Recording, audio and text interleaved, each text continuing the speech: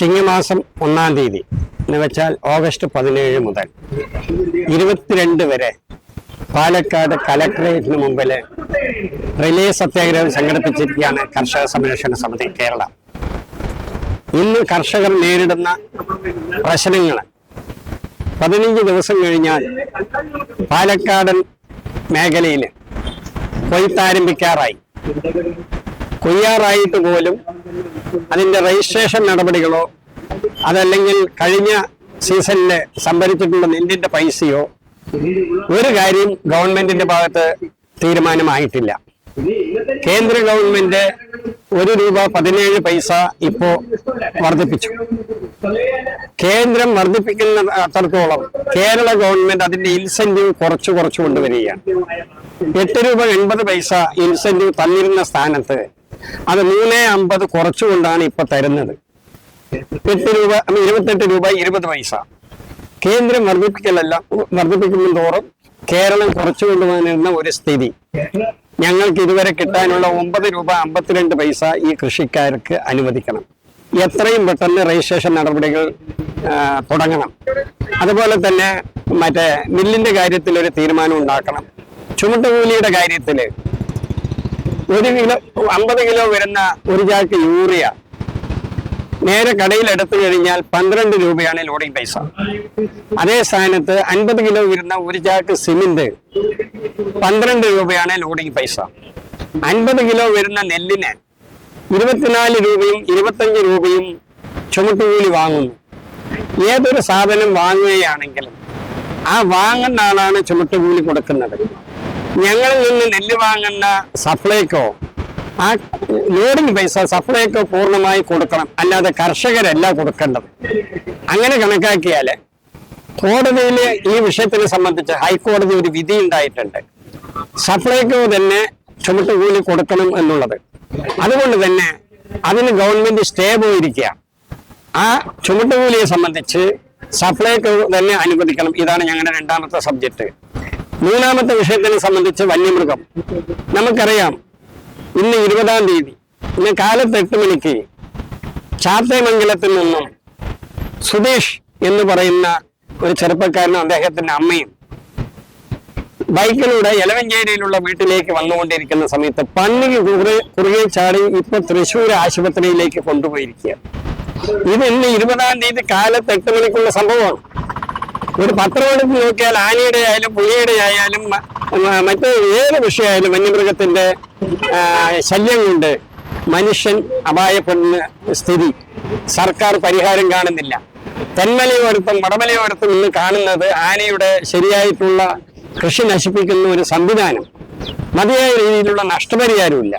അതുകൊണ്ട് തന്നെ ശാശ്വതമായിട്ട് ഉൾവനങ്ങളിൽ ആനകൾക്കായാലും മറ്റുള്ളതിനായാലും പറ്റുന്ന രീതിയിലുള്ള ആഹാരത്തിന് പറ്റുന്ന രീതിയിൽ മുളയോ പ്ലാവോ തുടങ്ങിയിട്ടുള്ള ഉൾവനങ്ങളിൽ മരങ്ങൾ വെച്ചുപിടിപ്പിക്കണമെന്നാണ്. അല്ലാതെ അക്കേഷ്യയോ തേക്കോ അല്ല വെക്കേണ്ടത്. ആ തലതിരിഞ്ഞ ഒരു തീരുമാനത്തിന്റെ അടിസ്ഥാനത്തിലാണ് ഇന്ന് വന്യമൃഗങ്ങൾ മുഴുവൻ നാട്ടിൽ വിളയാടുന്ന ഒരു സാഹചര്യം വന്നിരിക്കുന്നത്. അതുകൊണ്ട് തന്നെ ആ വന്യമൃഗ വിഷയത്തിലാണ് ഞങ്ങളുടെ 3ാമത്തെ സബ്ജക്റ്റ്. 4ാമതായിട്ട് ഞങ്ങൾക്ക് പറയാനുള്ളത് ഈ വെള്ളത്തിന്റെ കാര്യമാണ്. 5ഓളം ഡാമുകളുള്ള മുതലമട പഞ്ചായത്ത് കുടിവെള്ളത്തിന് സംവിധാനമില്ല. കുടിക്കാൻ വെള്ളമില്ല, കൃഷിക്ക് വെള്ളമില്ല. ആളിയാർ പറമ്പിക്കുളം കരാർ അനുസരിച്ച് നമ്മൾക്ക് കിട്ടേണ്ടുന്ന ജലം അനുവദിക്കുകയാണെങ്കിൽ, വാങ്ങിക്കുകയാണെങ്കിൽ പാലക്കാട് ജില്ലയിൽ ഒരു വരൾച്ചയും ഉണ്ടാകില്ല, കൃഷി ഉണക്കവും ഉണ്ടാകില്ല. ഇത് വാങ്ങിയെടുക്കാനുള്ള കഴിവില്ലായ്മയാണ് നമ്മുടെ ഗവൺമെന്റിന്റെ ഭാഗത്ത് ഇന്നുള്ളത്. തമിഴ്നാടിനൂടെ അത് ചോദിച്ചു വാങ്ങി അർഹതപ്പെട്ട വെള്ളം വാങ്ങാൻ കഴിയുന്നില്ല. കാവേരിയിൽ നിന്ന് 2017 ശേഷം 510 TMC വെള്ളം കേരളം വാങ്ങിയില്ല എന്നാ പറയുന്നത്. ഈ അടുത്ത കാലത്ത് 15 ദിവസങ്ങൾക്ക് മുമ്പുള്ള പത്രത്തിൽ കാണാൻ കഴിഞ്ഞതാണ്. അത്തരത്തിൽ വരുന്ന സമയത്ത് കാവേരിയിൽ നമ്മൾക്ക് അവകാശപ്പെട്ട വെള്ളം തമിഴ്നാടിന് കൊടുത്തുകൊണ്ട് ആളിയാർ പറമ്പിക്കുളത്തിൽ നിന്ന് അതിനനുസരിച്ചുള്ള TMC വെള്ളം നമ്മൾക്ക് അനുവദിക്കുകയാണെങ്കിൽ പാലക്കാട് ജില്ല വരൾച്ച ഉണ്ടാകില്ല, കുടിവെള്ളത്തിന് ബുദ്ധിമുട്ടുണ്ടാകില്ല. ഒരു ക്രോപ്പിട്ട് കൊയ്യേണ്ട സമയത്താണ് ഈ വിള ഉണങ്ങിപ്പോകുന്നത്. മതിയായ രീതിയിലുള്ള നഷ്ടപരിഹാരമില്ല. ഇതെല്ലാം കിട്ടിയാൽ ഞങ്ങളുടെ ഈ സമരം അവസാനിപ്പിക്കുള്ളൂ എന്ന് തീരുമാനിച്ച് ഈ ആവശ്യങ്ങൾ ഉന്നയിച്ചുകൊണ്ടാണ് ഈ 17-ാം തീയതി കാലത്ത് 10 മണിക്ക് ഓഗസ്റ്റ് 17 കാലത്ത് 10 മണിക്ക് പ്രമുഖ സിനിമാ നടനും അതുപോലെ തന്നെ കർഷകനുമായിട്ടുള്ള കൃഷ്ണപ്രസാദാണ് ഈ സമരം ഉദ്ഘാടനം ചെയ്തത്. ഞായറാഴ്ച കലക്ടറേറ്റ് ലീവായതിനാൽ ഞങ്ങൾ ആ സമരം ആ ദിവസം ഒഴിവാക്കിക്കൊണ്ട് തിങ്കളാഴ്ച മുതൽ തിങ്കൾ, ചൊവ്വ, ബുധൻ, വ്യാഴം അങ്ങനെ തുടങ്ങി 5 ദിവസമാണ്. 5ാമത്തെ ദിവസത്തില് ഈ ദേശീയ അവാർഡ് ജേതാവായിട്ടുള്ള ചെറുവയൽ രാമേട്ടനാണ് അതിന്റെ സമ്മേളനം ഉദ്ഘാടനം ചെയ്യുന്നത്. ഈ ബാക്കിയുള്ള ദിവസങ്ങളിൽ കേരളത്തിൽ അറിയപ്പെടുന്ന കർഷക സംഘടനകളുടെ മുഴുവൻ നേതാക്കന്മാരും ഈ സമരപ്പന്തലിലെത്തും. അതുകൊണ്ട് തന്നെ ഈ 5 ദിവസത്തെ സമരം അത് കഴിഞ്ഞൊരു തീരുമാനം ഗവൺമെന്റ് ഈ വർദ്ധിപ്പിച്ച സംഖ്യ തരികയും അതുപോലെ തന്നെ രജിസ്ട്രേഷൻ നടപടിയിൽ നടന്നില്ല എങ്കിൽ ഈ സമരത്തിന്റെ രീതിയും ഭാവവും മാറും. അതുകൊണ്ടാണ് അതിനു വേണ്ടിയിട്ടാണ് ഈ 5 ദിവസത്തെ ഈ റിലേ സത്യാഗ്രഹം വെച്ചിരിക്കുന്നത്. പണ്ട് മുതൽ തന്നെ എന്നും നാളെ മുതൽ തൊട്ട് ഒരു കർഷക കുടുംബത്തിൽ ജനിക്കുകയും കൃഷിയെ മറ്റ് പല തൊഴിലുകളുണ്ടെങ്കിലും കൃഷിയാണ് മികച്ച തൊഴിൽ എന്ന് കണക്കാക്കി ഇതിൽ ഇറങ്ങിയിട്ടുള്ള ഒരു വ്യക്തിയാണ്. പക്ഷേ ഈ ഇപ്പോൾ ഭരിച്ചുകൊണ്ടിരിക്കുന്ന ഇടതുപക്ഷ സർക്കാർ മുൻകാലങ്ങളിലെല്ലാം ഇടതുപക്ഷ സർക്കാർ എന്ന് പറഞ്ഞു കഴിഞ്ഞാൽ അധ്വാനിക്കുന്നവർ കൂടെ നിൽക്കുന്ന ഒരു കക്ഷിയാണ്. അതിൽ വിശ്വസിക്കുന്ന ആളും കൂടിയാണ് ഞാൻ. പക്ഷെ അടുത്ത കാലങ്ങളിൽ കൃഷിക്കാരോടും അതുപോലെ തന്നെ ഈ അധ്വാനിക്കുന്ന ജനവിഭാഗത്തോടും മുഖം തിരിഞ്ഞു നിൽക്കുന്ന ഒരു ഏർപ്പാടാണ് ഇപ്പോൾ സർക്കാരിൽ നിന്നും കണ്ടുകൊണ്ടിരിക്കുന്നത്. ഞങ്ങളിവിടെ ഈ ചിങ്ങം 1-ാം തീയതി മുതൽ 5 ദിവസം നീണ്ടു നിൽക്കുന്ന 6 ദിവസമുണ്ട്, അതിന് ഞായറാഴ്ച ഒഴിച്ച് ബാക്കിയുള്ള 5 ദിവസം നീണ്ടു നിൽക്കുന്ന സമരത്തിന് ആഹ്വാനം ചെയ്യാനുള്ള കാരണം മുൻകാലങ്ങളിലെല്ലാം കേന്ദ്ര സർക്കാർ MSP താങ്ങുവില നമുക്ക് തരുന്നുകൊണ്ടിരിക്കുന്നത്. അതിന്റെ പുറത്താണ് ഈ കൃഷി ചെലവ് മറ്റുള്ള സ്റ്റേറ്റുകളെ അപേക്ഷിച്ച് 2-3 മടങ്ങ് കൂടുതലാണ് നമ്മുടെ കേരളത്തിലുള്ള കൂലിച്ചെലവും അതുപോലെ തന്നെ മറ്റു ചെലവുകളും. ഇതിന്റെ എല്ലാം അടിസ്ഥാനത്തിലാണ് നമുക്ക് ഇൻസെന്റീവ് ഈ മേഖലയിൽ കർഷകർ വിട്ടുപോകരുത് എന്നുള്ള നിലയിലാണ് ഇൻസെന്റീവ് എന്നുള്ള നിലയിൽ പൈസ തന്നുകൊടുക്കുന്നത്. പക്ഷെ ഇപ്പൊ എന്താണെന്ന് ചോദിച്ചാൽ താങ്ങുവില MSP കൂട്ടിക്കൂട്ടി വരുമ്പോൾ ആ കൂട്ടുന്നതിന് ആനുപാതികമായിട്ട് മുൻകാലങ്ങളിലെല്ലാം ഇൻസെന്റീവ് കൂടിക്കൊണ്ടിരുന്നു. അങ്ങനെ ഒരു വക വലിയൊരു ലാഭത്തിലല്ലെങ്കിലും കാർഷിക മേഖലയിൽ പിടിച്ചു നിൽക്കാനും ആ മേഖലയിൽ തുടരാനും ഉള്ള ഒരു അവസരം ഉണ്ടായിരുന്നു. ഒരു 2-3 വർഷങ്ങളായിട്ട് എന്താണെന്ന് ചോദിച്ചു കഴിഞ്ഞാൽ ഈ മേഖലയിൽ നമുക്ക് പിടിച്ചു നിന്ന് ഈ കാർഷിക വൃത്തി കൊണ്ട് ജീവിച്ചു പോകാൻ പറ്റാത്ത ഒരു സാഹചര്യം വന്നു. ഒന്നോ സർക്കാർ 2 തീരുമാനമാണ് എടുക്കേണ്ടത്. കാരണം എന്താ വെച്ചാൽ ഒന്നോ കാർഷിക മേഖലയിൽ നിന്നവരെ കാർഷിക മേഖലയിൽ ഊന്നി നിൽക്കാനുള്ള സഹായങ്ങൾ ചെയ്തു തരും, അല്ലെങ്കിൽ ഈ മേഖല മറ്റുള്ള വലിയ വലിയ കോർപ്പറേറ്റ് കമ്പനികളിലേക്ക് ഈ മേഖല തന്നെ പോയിപ്പോവോ എന്നുള്ള ഒരു സംശയം കൊണ്ടാണ് ഞങ്ങൾ ഈ 5 ദിവസം നീണ്ടു നിൽക്കുന്ന ഒരു സമരത്തിന് വരുന്നത്. കാരണം ഞങ്ങളെ സംബന്ധിച്ചിടത്തോളം പൂർവികർ തന്നിട്ടുള്ള കൃഷിയാണ് ഞങ്ങളുടെ കയ്യിലുള്ളത്. ആ കൃഷിയിൽ തന്നെ ഊന്നി നിന്നും കൊണ്ട് ജീവിക്കണം. അതുപോലെ തന്നെ നമ്മുടെ അടുത്ത തലമുറയ്ക്കും ഇത് കൈമാറി കൊടുക്കണം എന്നുള്ള ഒരു താല്പര്യമാണ്. പക്ഷെ പല കുടുംബങ്ങളിലും പറയുന്നത് ഇന്ന് ഉള്ള ഭൂമി വിറ്റ് ആ പൈസ ബാങ്കിൽ നിക്ഷേപിച്ചു കഴിഞ്ഞാൽ, ബാങ്കിലിട്ട് കഴിഞ്ഞാൽ അവിടെ നിന്ന് കിട്ടുന്ന വരുമാനം കൊണ്ട്, അവിടെ നിന്ന് കിട്ടുന്ന ഇൻട്രസ്റ്റ് കൊണ്ട് നിങ്ങൾക്ക് ജീവിക്കാലോ, നിങ്ങളെങ്ങനെ രാവുത്രയും പകലും ഇഴജീവികളെയും വന്യജീവികളുടെയും ആക്രമണങ്ങളായാലും അതിനൊന്നും വകവയ്ക്കാതെ നിങ്ങൾ ഫീൽഡിൽ പോകുന്നത്, കൃഷിസ്ഥലത്ത് പോകുന്നത് അതിന്റെ ആവശ്യമില്ല. നിങ്ങളുടെ വിവരമില്ലായ്മയാണ് ഈ കാർഷിക മേഖലയിൽ നിൽക്കുന്നത്. പല മേഖലകളുണ്ട്, അതിലേക്കെല്ലാം മാറിപ്പോയിക്കൂടെ എന്നുള്ള രീതിയിലാണ് ഇന്ന് നമ്മുടെ കുട്ടികൾ, നമ്മുടെ ഈ പുതിയ തലമുറ പറഞ്ഞുകൊണ്ടിരിക്കുന്നത്. നിലവില് ഇപ്പോൾ കിട്ടിക്കൊണ്ടിരിക്കുന്നത് 28 രൂപ 20 പൈസ. അതില് നെല്ലിന്റെ വിലയായിട്ട് നമുക്ക് യഥാർത്ഥത്തിൽ പറഞ്ഞാൽ 2015 പ്രൊഫസർ ഇന്ദിരാദേവി അവരുടെ കണക്ക് പ്രകാരം 1 കിലോ യൂണിവേഴ്സിറ്റിയിൽ നെല്ല് ഉൽപ്പാദിപ്പിക്കാൻ 52 രൂപ ചെലവ് വരുന്നുണ്ട്. വ്യക്തമായി കണക്ക് പറഞ്ഞാൽ ഇപ്പോ കർഷകന്റെ അധ്വാനവും അതുപോലെ തന്നെ ആ ഭൂമിയുടെ വിലയുടെ പലിശയും ചേർത്തിയാൽ ആ കർഷകന്റെ കുടുംബത്തിന് ഈ കൃഷിക്ക് വേണ്ടി അവര് ചെലവാക്കുന്ന സംഖ്യ വെച്ചാൽ 45 രൂപയെങ്കിലും 1 കിലോ നെല്ലിന് കർഷകന് അർഹതപ്പെട്ടതാണ്. അതല്ലാതെ അർഹതയില്ലാത്തതല്ല. ഇന്നത്തെ നിലയിൽ മറ്റേ 45 രൂപയെങ്കിലും ഞങ്ങൾക്ക് കിട്ടണം. ഒന്ന്.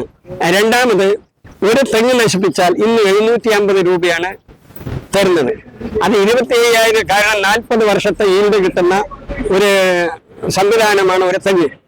അത് നശിപ്പിച്ചു കഴിഞ്ഞാൽ 750 രൂപയാണ് നഷ്ടപരിഹാരം തരുന്നത്.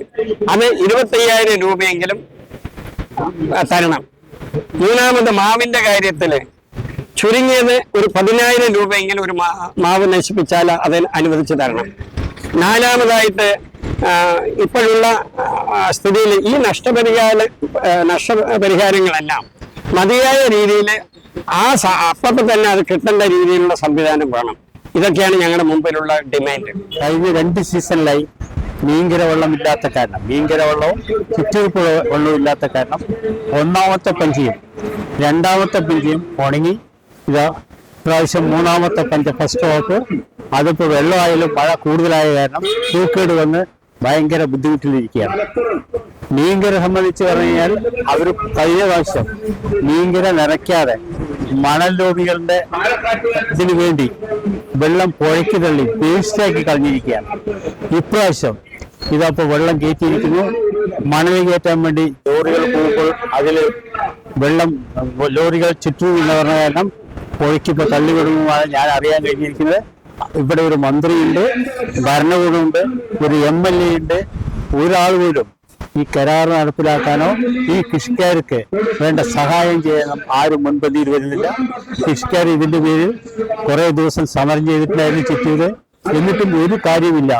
മന്ത്രി ജലസേന മന്ത്രിയായിരിക്കുന്ന സമയത്ത് പല കാര്യങ്ങളും ചെയ്തു തരാ എന്ന് പറയല്ലാതെ ഇപ്പൊ വൈദ്യുതി മന്ത്രിയായി എനിക്കൊന്നും ചെയ്യാൻ പറ്റില്ല, നിങ്ങൾ സമരം ചെയ്യും എന്നാണ് പറയുന്നത്. വെള്ളത്തിന്റെ കാര്യത്തിലായേക്കാൻ വെള്ളം കിട്ടാതിരുന്ന 2 പഞ്ച് കിട്ടിയാലും കൃഷിക്കാർക്ക് ജീവിക്കാൻ പറ്റാത്ത അവസ്ഥയിലാണ് ഇപ്പൊ നീങ്ങിക്കൊണ്ടിരിക്കുന്നത്.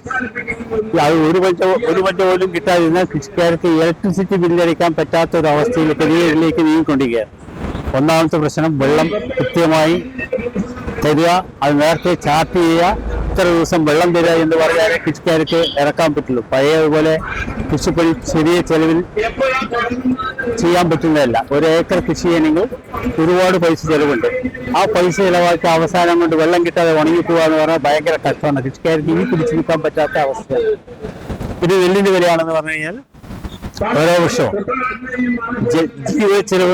ചെലവും കൂടിക്കൊണ്ടിരിക്കുകയാണ്. വേനൽക്കാലം അടുക്കുമ്പോഴാണ് നമുക്ക് ഈ വെള്ളത്തിന്റെ ക്ഷാമം കൂടുതലായിട്ട് അനുഭവം. പ്രത്യേകിച്ച് ഒരു വിരോധാഭാസം പോലെയാണ് നമ്മുടെ ജില്ലയില് ഇത്രയധികം ഡാമുകൾ ഉണ്ടായിട്ടും ഇത്രയധികം നദികളുണ്ടായിട്ടും കുടിവെള്ളത്തിന് പോലും മുട്ടുന്ന ഒരു സാഹചര്യം ഉണ്ടാകും. കേരളത്തിൽ തന്നെ നെൽകൃഷി അവശേഷിക്കുന്നത് പാലക്കാട് ജില്ലയിലും കുട്ടനാട് പ്രദേശങ്ങളിലും മാത്രമാണ്. ആ നെൽകൃഷിയെ പോലും 2 പൂവൽ കൃഷി ഉണങ്ങാതെ രക്ഷിച്ചെടുക്കാൻ ജലദൗർലഭ്യം കാരണം കഴിയുന്നില്ല.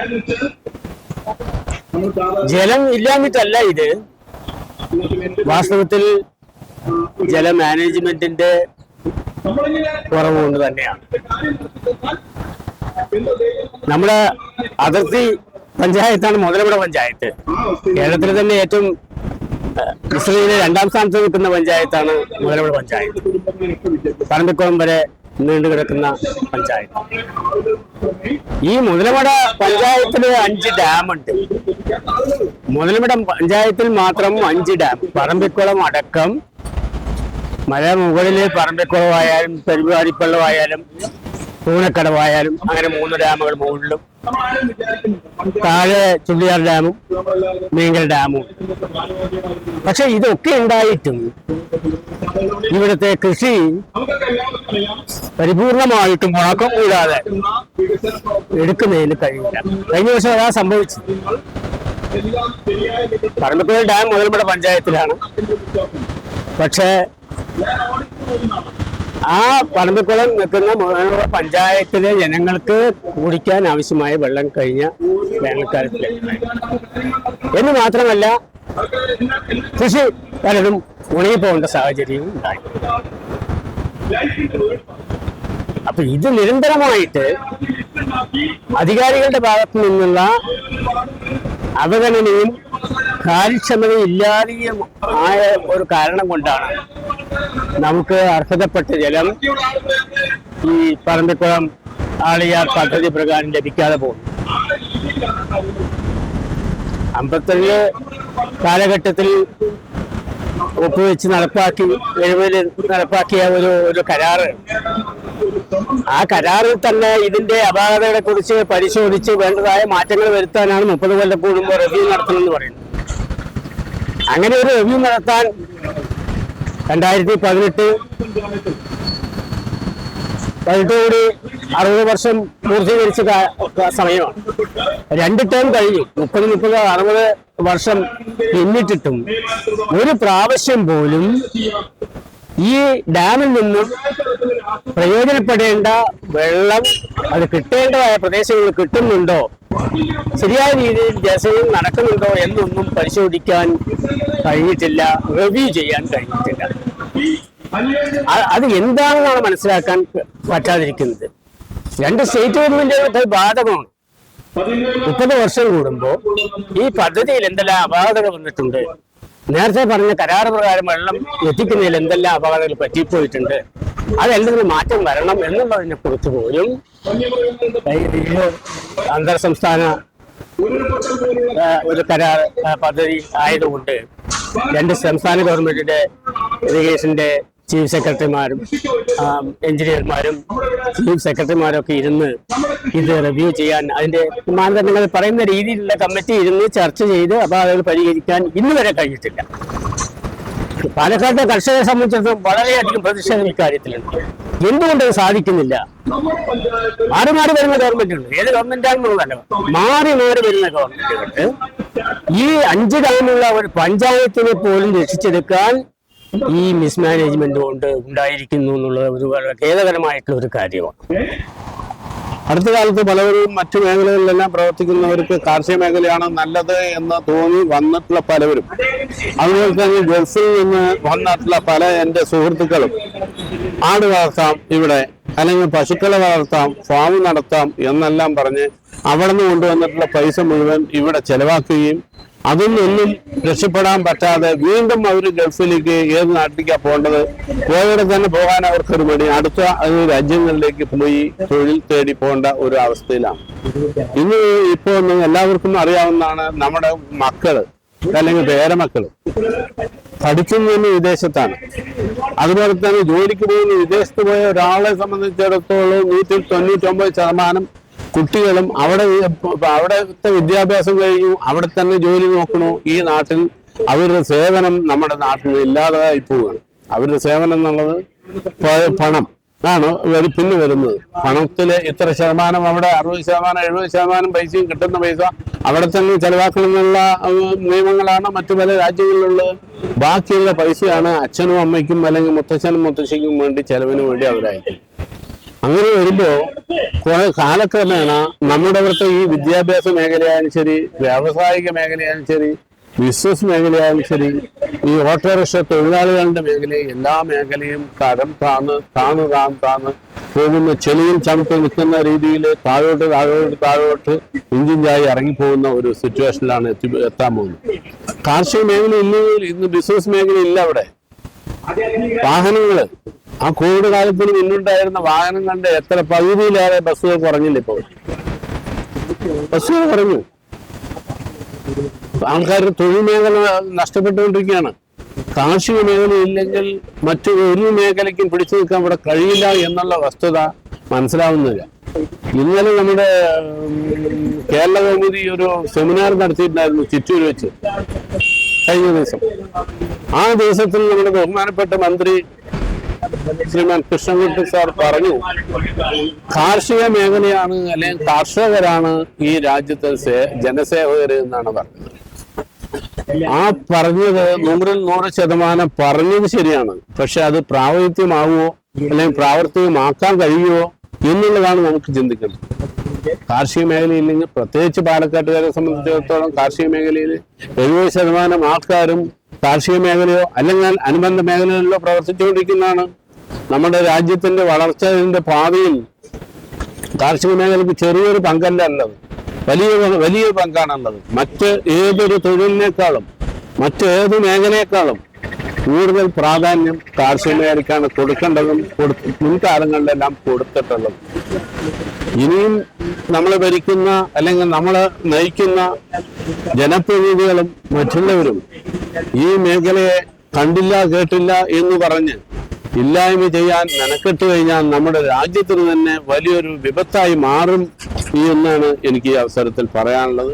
കർഷക സംരക്ഷണ സമിതി 5 ദിവസം നീണ്ടു നിൽക്കുന്ന സമരപരിപാടികൾ പാലക്കാട് ജില്ലാ കളക്ടറേറ്റിന് മുമ്പിൽ നടക്കുകയാണല്ലോ. ഇവിടെ ചില കാര്യങ്ങൾ നമ്മൾ ശ്രദ്ധിക്കേണ്ടതുണ്ട്. കർഷകരെ മുഴുവനായിട്ടും അവഗണിച്ചുകൊണ്ട് ഒരു സർക്കാരിന് അതിൻ്റെ എല്ലാ കാര്യങ്ങളും നോക്കി നടത്താൻ സാധിക്കുമോ എന്ന് ചിന്തിക്കേണ്ടിയിരിക്കുന്നു. കർഷകൻ ഒരുപാട് കഷ്ടപ്പെട്ടിട്ടാണ് അവൻ്റെ പ്രോഡക്റ്റുകളെല്ലാം തന്നെ ഉണ്ടാക്കുന്നത്.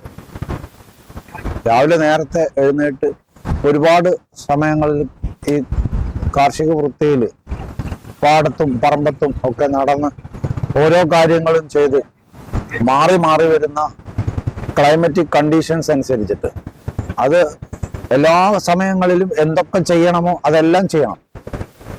നന്നായിട്ട് പഠിച്ചു മനസ്സിലാക്കിയിട്ടാണ് അവൻ ഓരോ കാര്യങ്ങളും ചെയ്യുന്നത്.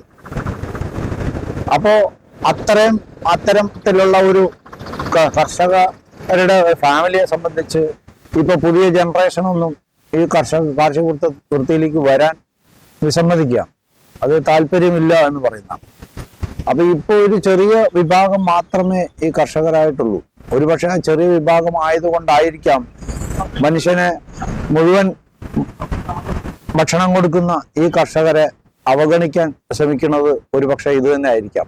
കാരണം ന്യൂനപക്ഷമാണ് എന്നുള്ളത് കൊണ്ട് എല്ലാ ആളുകളും അവരെ അവഗണിച്ചുകൊണ്ടാണ് പോകുന്നത്. സത്യത്തില് ജയ് ജവാൻ ജയ് കിസാൻ എന്നുള്ള മുദ്രാവാക്യം ഞങ്ങളുടെയൊക്കെ ചെറുപ്പം മുതൽ കേൾക്കാൻ തുടങ്ങിയാണ്. ജവാനെ എല്ലാവരും ആദരിക്കുന്നുണ്ട്, പക്ഷെ കിസാനെ ആദരിക്കുന്ന ഒരു വർഗം ഇവിടെ ഇല്ല, തീരെ ഇല്ല. മാത്രമല്ല അവന് യാതൊരു തരത്തിലുള്ള പരിഗണനയും എവിടെയും കൊടുക്കുന്നില്ല. ഒരു കർഷകനാണെങ്കിൽ അവന് വിദ്യാഭ്യാസം വിദ്യാഭ്യാസം കൊടുക്കാൻ തന്നെ അവന്റെ മക്കളെ വിദ്യാഭ്യാസത്തിന് അയക്കാൻ തന്നെ അവന് സാമ്പത്തിക ശേഷി ഇല്ല, അല്ലെങ്കിൽ നല്ല വിദ്യാഭ്യാസത്തിനുള്ള സാമ്പത്തിക ശേഷി ഇല്ല എന്ന് തന്നെ പറയാം. അത് ഒരു വശം. ഇനി കല്യാണത്തിനെ സംബന്ധിച്ചുള്ള ഒരു മാർക്കറ്റ് എടുത്തു കഴിഞ്ഞാൽ കല്യാണം ഏത് പെൺകുട്ടികളാണ് ഒരു കർഷകനാണ് എന്ന് പറയുന്ന ആ ഒരാളെ കല്യാണം കഴിക്കാനായിക്കൊണ്ട് തയ്യാറാവുക. അപ്പൊ കാർഷിക വൃത്തിയിൽ ഏർപ്പെടുന്ന ഒരു കുട്ടിയെ സംബന്ധിച്ച് അവന്റെ അടുത്ത ജനറേഷനിലേക്ക് വരുന്ന സാധ്യത അവന്റെ വിവാഹത്തിനെ കുറിച്ച് ചിന്തിക്കുമ്പോൾ തന്നെ സ്വാഭാവികമായിട്ടും അവൻ ബുദ്ധിമുട്ടാവും. കാരണം അവൻ പറയും എനിക്ക് പറ്റുന്ന ഒരാളെ കിട്ടാനില്ല. കാരണം വിദ്യാഭ്യാസം ഉണ്ടെങ്കിലും ഇല്ലെങ്കിലും കർഷകനാണ്, അതാണ് കാർഷിക വൃത്തിയാണ് തൊഴിലെങ്കിൽ അങ്ങനെയുള്ള ആളുകളെ ഇഷ്ടപ്പെടുന്ന സ്ത്രീകൾ വളരെ കുറവാണ്, അല്ലെ പെൺകുട്ടികൾ വളരെ കുറവാണ്. അവരോട് ചോദിക്കുമ്പോൾ അവർ പറയുന്നത് നല്ല വിദ്യാഭ്യാസവും നല്ല സാമ്പത്തിക ശേഷിയും വിദേശങ്ങളിലാണെങ്കിലും ഒക്കെയുള്ള അങ്ങനെയുള്ള ആളുകളെയാണ് അവർക്ക് ആവശ്യം. അല്ലെങ്കിൽ ശമ്പളം വളരെ കുറവാണെങ്കിലും നല്ല AC റൂമുകളിലൊക്കെ താമസിക്കുന്ന അല്ലെ തൊഴിൽ ചെയ്യുന്ന അത്തരത്തിലുള്ള ആളുകളെയാണ് ഒരു ഡീസന്റ് ആയിട്ടുള്ള ഒരു ജീവിതം എന്ന് പറയുന്നത്. ഇവരുടെ വ്യാഖ്യാനം അങ്ങനെയാണ്. അപ്പോൾ അതൊക്കെ വലിയ ബുദ്ധിമുട്ടുകൾ ഉണ്ടായി കഴിഞ്ഞിട്ടുണ്ട് ഇപ്പം. അതുകൊണ്ട് പുതിയ ജനറേഷനിൽ വരുന്ന കർഷകരുടെ മക്കളായിട്ടുള്ള ആളുകൾ അവർ വിദ്യാഭ്യാസ സംബന്ധമായിട്ട് കുറച്ചുകൂടി നന്നായിട്ട് വിദ്യാഭ്യാസം എടുത്തുകൊണ്ട് ഈ കാർഷിക മേഖല മുഴുവനായിട്ട് അവഗണിച്ചുകൊണ്ട് ഏതെങ്കിലും രാജ്യങ്ങളിലേക്ക് പോകാനാണ് അവർ ചേക്കേറാനാണ് അവർ മിക്കവാറും താല്പര്യപ്പെടുന്നത്. ഈ അടുത്ത പറമ്പിക്കുളം ഡാം ഇപ്പോൾ താഴേക്ക് മലമ്പുഴ കമർച്ചുള്ള അല്ലെങ്കിൽ ഇപ്പോൾ മലമ്പുഴ പഞ്ചായത്തിന്റെ ഓഫീസ് വരെയൊക്കെ എത്തുകയാണെങ്കിൽ ഒരു 6-7 കിലോമീറ്റർ മതി പറമ്പിക്കുളത്ത് നിന്ന് നേരെ താഴത്തേക്ക്. അവിടുന്ന് വെള്ളം കൊണ്ടുവരാൻ കഴിയും. നല്ല ടണലൊക്കെ ഉപയോഗിച്ച് കൊണ്ടുവരുവാണെങ്കിൽ 7 കിലോമീറ്റർ വെള്ളം കൊണ്ടുവരാൻ അത് വിദഗ്ധമായ എഞ്ചിനീയറിംഗ് വൈദഗ്ധ്യത്തോടുകൂടി തന്നെ നമുക്കത് കൊണ്ടുവന്ന് ഈ പ്രദേശങ്ങൾ മുഴുവൻ ഇറിഗേറ്റഡ് ആക്കാൻ കഴിയും. പക്ഷെ നടക്കുന്നില്ല. എന്നാൽ ഏകപക്ഷീയമായി ഉണ്ടാക്കിയിട്ടുള്ള കരാർ എന്നതുപോലെ ഇപ്പോഴും ഉടമസ്ഥാവകാശം നമുക്കുള്ള പറമ്പക്കണം ആളിയാർ പദ്ധതിയിൽ നിന്ന്. ആളിയാർ പദ്ധതിയിൽ നിന്നാണ് ഈ വെള്ളം മറ്റ് കൃഷിക്കെല്ലാം തന്നെ ചുറ്റൂർ മേഖലയിൽ താലൂക്കിലേക്ക് സപ്ലൈ ചെയ്യേണ്ടത്. അത് ആളിയാറിൽ എത്തിക്കാതെ പറമ്പിക്കുളത്തിൽ നിന്ന് തന്നെ കോണ്ടൂർ കനാൽ വഴി തമിഴ്നാട്, തിരുപ്പൂരും അതുപോലെ ദിണ്ടുകല്, തിരുമൂർത്തി ആ ഡാമുകളിലേക്കൊക്കെ വെള്ളം ചോർത്തി കൊണ്ടുപോകുന്നു എന്നാണ് അറിയാൻ കഴിയുന്നത്. ഇപ്പൊ നമുക്ക് 7.25 TMC വെള്ളം ആണ് തരാൻ അർഹതപ്പെട്ടത്. അതുപോലെ തമിഴ്നാടിന് 13 സിസ്റ്റം TMC ആണുള്ളത്. പക്ഷെ നമുക്ക് വരുന്നതിന് മാത്രമേ കണക്കുള്ളൂ. തമിഴ്നാട് കൊണ്ടുപോകുന്നതിന് യാതൊരു കണക്കുമില്ല, ഇഷ്ടം പോലെ കൊണ്ടുപോകും. ഈ പദ്ധതി കമ്മീഷൻ ചെയ്തതിന് ഇന്ന് വരെ 7.25 TMC വെള്ളം ലഭിച്ചിട്ടില്ല എന്നാണ് വിദഗ്ധന്മാർ പറയുന്നത്, കൃഷിക്കാർ പറയുന്നത്. അത് നേടിയെടുക്കണ്ടേ? അത് നേടിയെടുക്കാൻ എന്താണ് നമ്മുടെ ഭരണകൂടത്തിൽ ഇത്രത്തോളം ഒരു വിഷമമുള്ളത്? 60 കൊല്ലം കഴിഞ്ഞിട്ട് 2 പ്രാവശ്യം റെവ്യൂ ചെയ്യേണ്ട ഒരു കമ്മിറ്റി വല്ലാത്ത വിഷമമുള്ള കാര്യം. എന്ന് മാത്രമല്ല, ഇപ്പോ പാലക്കാട് ജില്ലയിലാണ് ഇപ്പൊ മലമ്പുഴയിലായിരുന്നാലും ശരി, ഇപ്പൊ മീങ്കര അണക്കെട്ടിലായിരുന്നാലും ശരി, ഇതൊക്കെ വ്യാവസായിക ആവശ്യത്തിന് ഈ വെള്ളം മാറ്റിക്കൊണ്ടു പോകുന്നു. അത് ബീർ ഫാക്ടറി ആയാലും ശരി, മറ്റാവശ്യത്തിനായാലും ശരി, ഈ വെള്ളം കൃഷിക്ക് കിട്ടേണ്ടതായിട്ടുള്ള വെള്ളം മറ്റാവശ്യങ്ങൾക്കും ചോർത്തിക്കൊണ്ടുപോകും. ഇത്തരത്തിൽ കർഷകരെ അവഗണിക്കുന്ന ഒരു നിലപാട് ഈ ഭാഗത്തും ഉണ്ടാകുന്നു. അതുപോലെ തന്നെ ഈ കനാലുകളുടെ സ്ഥിതിയൊക്കെ നമുക്ക് കാട് പിടിച്ച് കിടക്കുകയാണ്. മിക്കവാറും കനാലുകൾ കാട് പിടിച്ച് കിടക്കുകയാണ്. ഇപ്പൊ 2 ഡാമിന്റെ നവീകരണം, മണൽ എടുക്കുന്നത് ചുള്ളിയാറും മീൻകരയിലൊക്കെ മണലെടുത്തുകൊണ്ടിരിക്കുന്നു. അത് നല്ല തന്നെ, ആഴം കൂട്ടാനുള്ള ഏർപ്പാട് അത് നടന്നുകൊണ്ടിരിക്കുന്നു, നല്ല കാര്യം. അതേസമയം വെള്ളം കേലിന്റെ വരെ എത്തിക്കാനുള്ള കനാലുകൾ മുഴുവൻ കാട് പിടിച്ച് കിടക്കുകയാണ്. സ്ലൂസുകളൊക്കെ പൊട്ടിപ്പൊളിഞ്ഞ് കിടക്കുകയാണ്. യാതൊരു മെയിൻ്റനൻസും നടക്കുന്നില്ല. അപ്പോൾ എത്രത്തോളം വെള്ളം വേസ്റ്റ് ആയിട്ട് പോകും? ഈ കാര്യങ്ങളൊന്നും ഡിപ്പാർട്ട്മെന്റിന്റെ ഭാഗത്തുനിന്ന് യാതൊരു നടപടികൾ ഉണ്ടാവുന്നില്ല, സർക്കാരിന്റെ ഭാഗത്തുനിന്ന് ഉണ്ടാവുന്നില്ല. ശക്തിയായ പ്രതിഷേധം കൃഷിക്കാരുടെ ഭാഗത്തുനിന്ന് ഉണ്ട് എന്ന് ആഗ്രഹിക്കുകയാണ്. പിന്നെ വന്യമൃഗങ്ങൾ വല്ലാത്തൊരു പ്രശ്നമാണ് ഇപ്പോൾ. നമ്മുടെ ചമ്മനാമ്പതി മുതൽ പോത്തുണ്ടി വരെയുള്ള പ്രദേശങ്ങളിൽ വനമേഖല മുഴുവൻ നിത്യേന 10, 20, 25 ആനകള് ഒരറ്റം മുതൽ മറ്റേ അറ്റം വരെ കൃഷിനാശം വരുത്തിക്കൊണ്ടിരിക്കുകയാണ്. കഴിഞ്ഞ 3-4 വർഷമായിട്ട് യാതൊരു കൃഷിയും ചെയ്യാൻ കഴിയാതെ മലയോര കർഷകർ കഷ്ടപ്പെടുക. 10-60 കൊല്ലം ഈട് തരേണ്ടതായിട്ട് തെങ്ങും മാവും അതിന്റെ കവുങ്ങും എല്ലാം തന്നെ ഒരു ഒരൊറ്റ രാത്രി കൊണ്ട് കാട്ടാനവൻ നശിപ്പിക്കുക. വന്യമൃഗ ശല്യം വളരെ രൂക്ഷമാണ്. എത്രയോ നിയമപ്രകാരമുള്ള സമരങ്ങൾ നമ്മൾ നടത്തുന്നു. അധികാരികളുടെ മുമ്പിൽ നമ്മുടെ ഈ എന്താ പറയുക, വളരെ ദയനീയമായ അവസ്ഥ നമ്മൾ പ്രസന്റ് ചെയ്യുന്നുണ്ട്. അതൊന്നും അവർക്ക് മനസ്സിലാവുന്നില്ല. എത്ര കോടി ഉറുപ്പിയാണ് നഷ്ടം വരുന്നത്?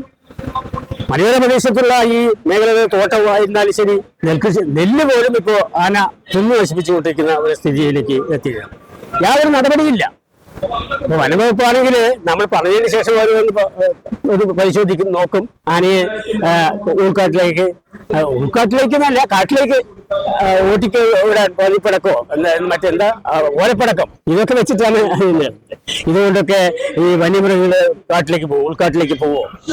പക്ഷെ ഇതില് സ്റ്റേറ്റ് ഗവൺമെന്റ് ആയാലും അതുപോലെ സെൻട്രൽ ഗവൺമെന്റ് ആയാലും വളരെ വിരുദ്ധമായിട്ടുള്ള നിലപാടാണ് സ്വീകരിക്കുന്നത്.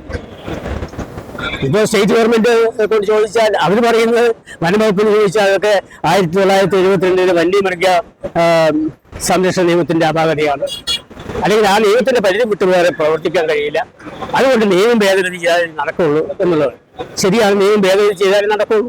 50-52 കൊല്ലം മുമ്പ് ഉണ്ടാക്കിയിട്ടുള്ള നിയമം അന്ന് ഒരുപക്ഷെ അത് ആവശ്യമായി വന്നിരിക്കാൻ, നമ്മുടെ കാടുകൾ സമ്പന്നമാക്കാൻ, നമ്മുടെ പശ്ചിമഘട്ടത്തിൽ ഉൾപ്പെടുന്ന വനങ്ങൾ മുഴുവൻ സംരക്ഷിക്കാൻ, വന്യമൃഗ സമ്പത്ത് നിലനിർത്തി കൊണ്ടുപോകാനൊക്കെ ആവശ്യമായിരിക്കാൻ ആ നിയമം പ്രോത്സാഹിക്കുന്നുണ്ട്. പക്ഷെ 52 കൊല്ലം പിന്നിടുമ്പോൾ, പ്രത്യേകിച്ച് അന്നുണ്ടായിരുന്ന നായാട്ടടക്കമുള്ള കാര്യങ്ങൾ സ്ട്രിക്റ്റായി നിർത്തലാക്കുകയും ഈ വന്യമൃഗങ്ങള് ജനവാസ മേഖലയിലേക്കും അതുപോലെ തന്നെ കൃഷിസ്ഥലങ്ങളിലേക്ക് ഇറങ്ങുന്നതിന് തടയുന്നതിന് യാതൊരു മാർഗവും ഉണ്ടായിട്ടില്ല, യാതൊരു സംവിധാനവും ഇല്ല. ഞങ്ങളിപ്പോ കർഷക സംരക്ഷണ സമിതി 2-3 വർഷം നിരന്തരം ശബ്ദിച്ചതിന്റെ ഫലമായിട്ടാണ് ഒരു RRT ഇപ്പോ അതും പൂർണ്ണമായിട്ട് സജ്ജീകരിച്ചിട്ട് ഒരു കമ്മിറ്റി ഇപ്പോഴും കൊല്ലംകോട് റേഞ്ചിന്റെ കീഴിൽ വന്നിട്ടില്ല. ഇപ്പൊ പ്രായം വന്നിട്ടുണ്ട്. ആദ്യം ഈ ഡിപ്പാർട്ട്മെന്റ് ചെയ്യേണ്ട കാര്യങ്ങളാണെങ്കിലും അവിടെ ഈ ഒരു 54 കിലോമീറ്റർ വരുന്ന സ്ഥലമാണ്. ചമ്മണാമ്പതി മുതൽ ഏകദേശം പോക്കാൻതോട് വരെയുള്ള കൊല്ലംകോട് റേഞ്ചിലെ ഏറ്റവും നീണ്ട പ്രദേശമാണ്. ആ 54 കിലോമീറ്ററിൽ ഒരു വനപാലകൻ എത്തിച്ചേരുക എന്ന് പറഞ്ഞാൽ ഒരു ആന വന്നു, അല്ലെങ്കിൽ പുലിയെ കണ്ടു, അല്ലെങ്കിൽ കരടിയെ കണ്ടു, അതൊന്ന് ഓടിച്ചു വിടാൻ നമ്മൾ ആവശ്യപ്പെട്ടാൽ അവർക്ക് ഓടിയെത്താനുള്ള വാഹനങ്ങളില്ലാത്ത സ്ഥിതിയിലാണ്. പക്ഷെ അതൊക്കെ നമ്മുടെ സംഘടന പരിശ്രമിച്ചതിന്റെ ഫലമായി മിനിസ്റ്റർ നേരിട്ട് കണ്ടിട്ട്, ഉദ്യോഗസ്ഥന്മാരെ CCF കണ്ടിട്ട്, DFOനെ കണ്ട് അവരുടെ മുന്നിൽ സമരങ്ങൾ നടത്തിയിട്ട് നിവേദനങ്ങൾ നടത്തി അതിന്റെ ഫലമായിട്ട് ഒരു RRT ഇവിടെ വന്നിട്ടുണ്ട്. പക്ഷെ ഇപ്പോൾ അത് പൂർണ്ണമായിട്ട് ടീം ആയിട്ടില്ല. 12ഓളം ഉദ്യോഗസ്ഥന്മാര്, ബീറ്റ് ഫോറസ്റ്റ് ഓഫീസർമാരടക്കമുള്ള 12 അംഗങ്ങളടങ്ങുന്ന വിദഗ്ധമായ ടീം, അനുഭവശാലമുള്ള അവരെ കൊണ്ടുവയ്ക്കണം. ഏതെങ്കിലും ഉദ്യോഗസ്ഥർ ആദ്യമായി കയറിയിട്ടുള്ള ഒരു തസ്തികയ്ക്ക് ഫില്ല് ചെയ്യുന്നതിന് വേണ്ടി മാത്രം കൊണ്ട് ഒരു ടീമിനെ ഉണ്ടാക്കിയതുകൊണ്ട് കാര്യമില്ല. ഈ വനമേഖലയിൽ പരിചയമുള്ള ആൾക്കാരെ, അനുഭവസമ്പന്നരായിട്ടുള്ള ആൾക്കാരെ, ഉദ്യോഗസ്ഥന്മാരെ ഉൾപ്പെടുത്തി RRT മുഴുവൻ പ്രവർത്തിക്കുന്ന RRT ആയി മാറണം എന്ന് മാത്രമല്ല, ഈ വനമേഖലയിൽ വന അതിർത്തി മുഴുവൻ നൈറ്റ് പെട്രോളിംഗ് നടത്തിയാൽ മാത്രമേ ഇവിടുത്തെ ജനങ്ങൾക്ക് രക്ഷയുള്ളൂ, കൃഷിക്കും രക്ഷയുണ്ടാവും.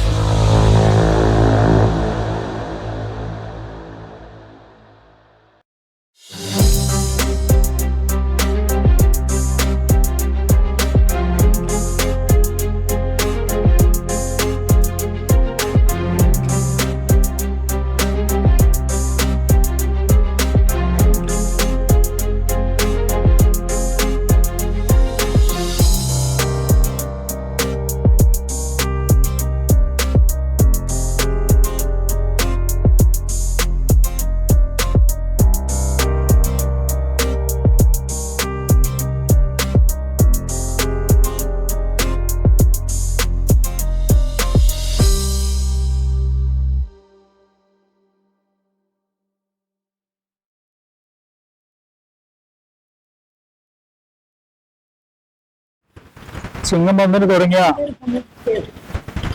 കർഷക സംരക്ഷണ സമിതിയുടെ റിലേ സത്യാഗ്രഹം ഇന്ന് 3ാം ദിവസമാണ്. അതിൽ പ്രധാനപ്പെട്ട ആവശ്യങ്ങളിൽ ഒന്നാണ് നെൽകർഷകരുടെ പ്രശ്നങ്ങൾ പരിഹരിക്കുക എന്നുള്ളത്. നെൽകർഷകരുടെ പ്രശ്നത്തിൽ ഇപ്പൊ ഈ സംഘടന ആവശ്യപ്പെടുന്നത് താങ്ങുവില 45 രൂപ ആക്കണം എന്നുള്ളതാണ്. പക്ഷേ അത് യഥാർത്ഥത്തിൽ താങ്ങുവിലയാണോ ന്യായവിലയാണോ എന്നുള്ളതാണ് പരിശോധിക്കപ്പെടേണ്ടത്. അത് പറയാനുള്ള കാരണം, ഇപ്പൊ കേരള സർക്കാർ തരുന്നത് പ്രോത്സാഹനമാണ്, താങ്ങുവിലയല്ല. 9 രൂപ 52 പൈസ തരണം, 6 രൂപ 37 പൈസ തരുന്നുള്ളൂ, 8 രൂപ 80 പൈസ തന്നുകൊണ്ടിരുന്നതാണ്. ആ സമയത്താണ് കേരളത്തിന്റെ അന്നത്തെ ധനകാര്യമന്ത്രിയായിരുന്ന തോമസ് ഐസക് ബഡ്ജറ്റിൽ കേരള അസംബ്ലിയിൽ പ്രഖ്യാപിച്ചതാണ് 52 പൈസ. ആ 52 പൈസയും ചേർത്ത് 9 രൂപ 32 പൈസ കിട്ടണം. പക്ഷെ കിട്ടിയില്ല. അതിനുശേഷം ഇന്നത്തെ ധനകാര്യമന്ത്രി ശ്രീ ബാലഗോപാൽ അവർ ഇതേപോലെ ബഡ്ജറ്റിൽ 20 രൂപ കൂടി 20 പൈസ കൂടി പ്രഖ്യാപിച്ചിരുന്നു. ആ 20 പൈസയും ചേർത്തിട്ടാണ് 9 രൂപ 52 പൈസ തരേണ്ടത്. അത് തരുന്നില്ല. അത് ബഡ്ജറ്റിൽ പ്രഖ്യാപിച്ചത് കൊണ്ട്, കേരള അസംബ്ലിയിൽ പ്രഖ്യാപിച്ചിട്ടുള്ളത് കൊണ്ട് അത് കർഷകന് അർഹതപ്പെട്ടതാണ്. ആ അർഹതപ്പെട്ട തുക 9 രൂപ 52 പൈസക്ക് ഇപ്പോൾ ഈ കഴിഞ്ഞ സീസണിൽ തന്നത് 6 രൂപ 37 പൈസയാണ്. 6 രൂപ 37 പൈസ എന്ന് പറയുമ്പോൾ 3 രൂപ 15 പൈസയുടെ കുറവ് ഉണ്ട്.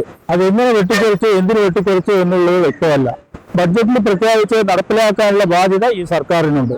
അതുകൊണ്ടാണ് കർഷകരെ ഈ സംഘടന ആവശ്യപ്പെടുന്നത്, കർഷക സംരക്ഷണ സമിതി കേരള ആവശ്യപ്പെടുന്നത് ഈ 9 രൂപ 52 പൈസ കിട്ടണം.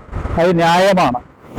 അല്ലാണ്ട് അനർഹപ്പെട്ടതല്ല ചോദിക്കുന്നത്. അർഹതപ്പെട്ടതിന് വേണ്ടിയിട്ടുള്ള അവകാശപ്പെട്ടതിനായിട്ടുള്ള സമരമാണ് ഇത് എന്ന് പറയാനുള്ള കാരണം, ആ 3 രൂപ 15 പൈസ വെട്ടിക്കുറച്ചത് മൂലം വർഷങ്ങളായി പിന്നെ ഈ ഒരു ലോഡ് നെല്ലിൽ, കർഷകൻ ഉൽപ്പാദിപ്പിച്ച നെല്ല്, ഒരു ലോഡ് നെല്ലിൽ 31,500 രൂപയുടെ നഷ്ടമാണ് കർഷകൻ സഹിച്ചുകൊണ്ടിരിക്കുന്നത്.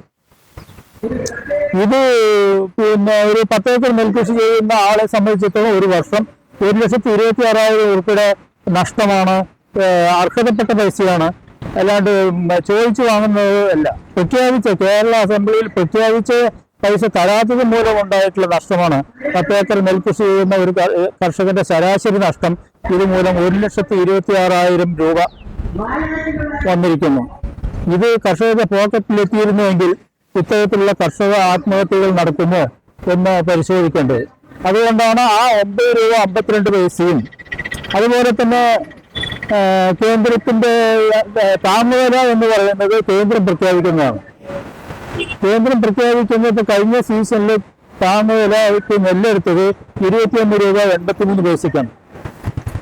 21 രൂപ 83 പൈസ എന്ന് പറയുമ്പോൾ ഒരു കിൻഡൽ നെല്ലിന് 2183 രൂപ. 2183 രൂപയ്ക്കാണ് നോഡൽ ഏജൻസിയായ കേന്ദ്രത്തിന്റെ കേരളത്തിലെ നെല്ല് സംഭരണ നോഡൽ ഏജൻസിയായ സപ്ലൈകോ കർഷകരിൽ നിന്നും ഒരു കിൻഡൽ നെല്ല് സംഭരിച്ചത്.